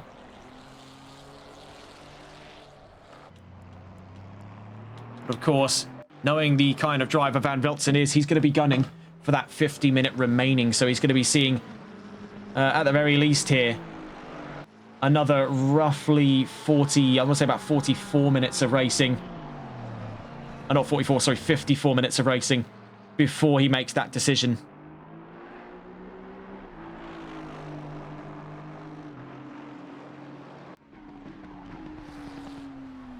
.113 is in, Jorbe van Herle with 5-star. We see from the point of view of their teammates, Riyad Jasrevic and Carlos Deech, they're staying out. No current indication as to when they'll be coming in, though, being the question. And of course, that's something weighing rather heavy on the mind of the 313. Waiting to see the 112 come in. That's their primary target over the course of this. And now given some clean air, Jasrevic has the opportunity to really cane the Aston around the track now and see what it can do in clean air.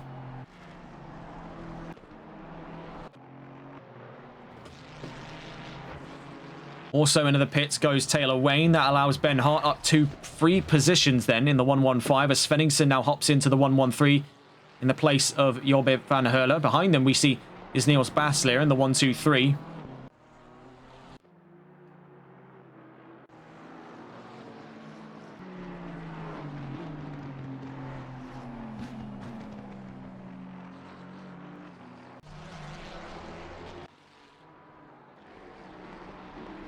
You see here with the race leaders, the 788, and it's lonely at the top for these guys. Of course, onto the very likely last run they'll have before being 2-time champions in this series. And say, for example, if this is to be the last season ran on ACC before a potential speculative console release of Le Mans Ultimate would bring the console endurance series over to LMU for season 3, then these two, and by proxy all of the other drivers to have contributed to that wider 788 network, has dominated on the Assetto Corsa front. It would be rather curious to see then, if that situation is to arise, what can these drivers do in the face of a new world of competition?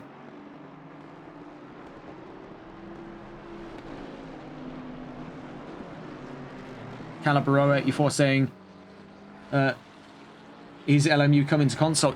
Supposedly, yes. There have been plenty of pieces of evidence to suggest that, yes, it will be coming to console. There have been speculated release dates in the ballpark of 2026. Right now, we've just sort of come to the end of Q1, the financial year Q1 2026. We'll be looking possibly Q2, Q3 as well. A lot of people have been saying in and around the sort of prime of spring into the summer, when we'll come to expect an arrival by LMU. But again, we still don't have a definitive release date. We're expecting to see one this year, considering that the game not long ago entered its full release date on PC after being in early access for some time.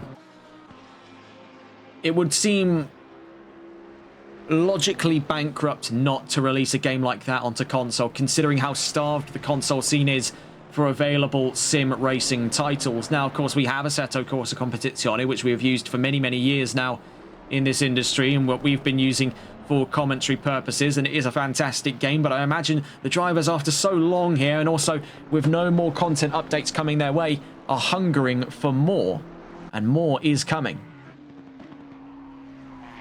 in the form of LMU.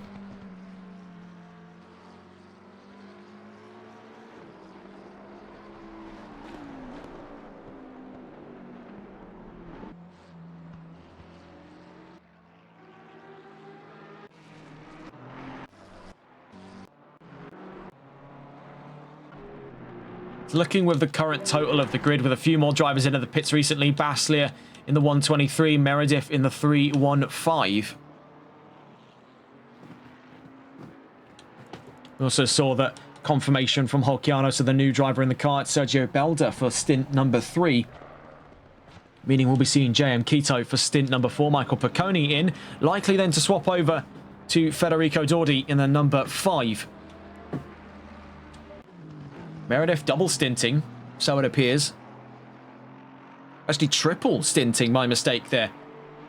Again, this does raise a bit of a confusing state here for the 315. Just to raffle off the simple fact that looking there's your lineup for Ben Meredith. It is registered as 3 drivers. We had a very similar situation play out in XRL where we were confused as to how over a team was able to run what appeared to be a 2-driver lineup, but with only 1 driver. It's because they, in the server config, had that other driver removed because he couldn't make it to the race. But we do see definitively 3 drivers, so with only 1 more pit stop to serve, how is it the case that Ben Meredith has been able to stay in the car here, not field Adam Smith or Aaron Williams? Is it a case now where they kind of understand that they're going to be seeing a penalty unless they somehow figure out how to turn an hour and 41 minutes into 2 more pit stops? Van Veltzen is in with damage, so it appears as well. So recent troubles for Cas Van Veltzen. We see then he was definitely pushing the envelope out on the idea that he could triple stint in the 313, and it seems that fate has had a way of sorting things out because now he's back into the pits with damage. We don't yet know for why, as we were on board with a few other drivers. As speaking of, we were on with the race leaders earlier on. They're into the pits as well. That's Florian Oxman in the number 788. And actually, hang on just a moment. Trying to look in then with the Bentley, as it does raise a curious question here. Currently in the pits then, the 788. And it feels like not long ago we saw them into the pits, whether or not it's just been a case that that's how quickly the second hour has flown on by as the pit continues to get livelier. Riyad Yasarevich in the number 112. And this has come up quite nicely for 5-star because they've been able to solidify their hold of second place for the time being away from Cas Van Veltzen after having come into the pits for reactionary repairs. That now presents themselves with a new threat of position. That would be from Kieran Rodd in the 314. Yasarevich is in. See, dropping off the jacks from behind them. That's Cas Van Veltzen, now down to 9th in this race, making his way out.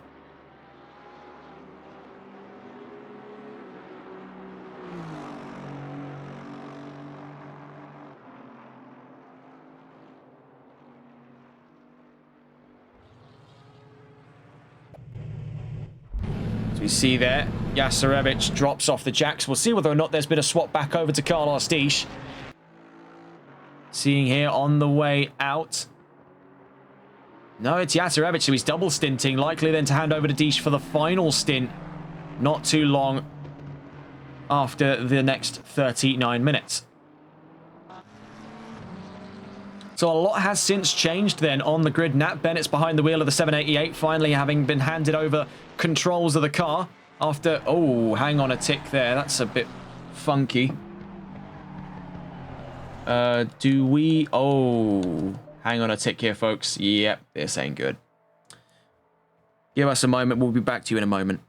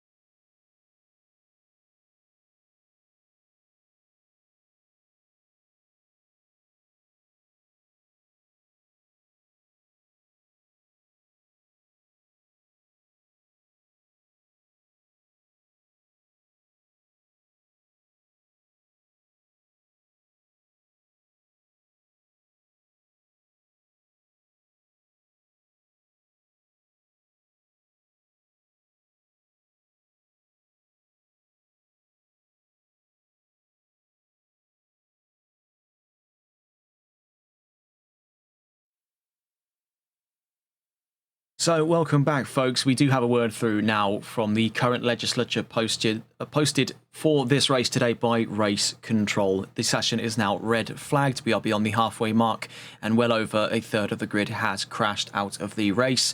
It has also been a case where the server itself has been compromised and has shut down without our control. Obviously, this is not the kind of news everyone wants to hear. Neither is it the news we want to hear on TRTN, but we're relaying the word we were instructed on in advance to today's race. The session is red flagged. So what is going to happen? And this, again, and we don't want to have, if you are a driver and you're listening into this, we want to make this crystal clear. We don't want anyone giving grief to Race Control because they can't make it to this race. This was not within their control. These are contingencies made in place because we are in an area of compromise. We have the season scheduled to go ahead and life gets in the way. That's simply what happens. I wouldn't give them any grief over it. Not that I'm saying that you are.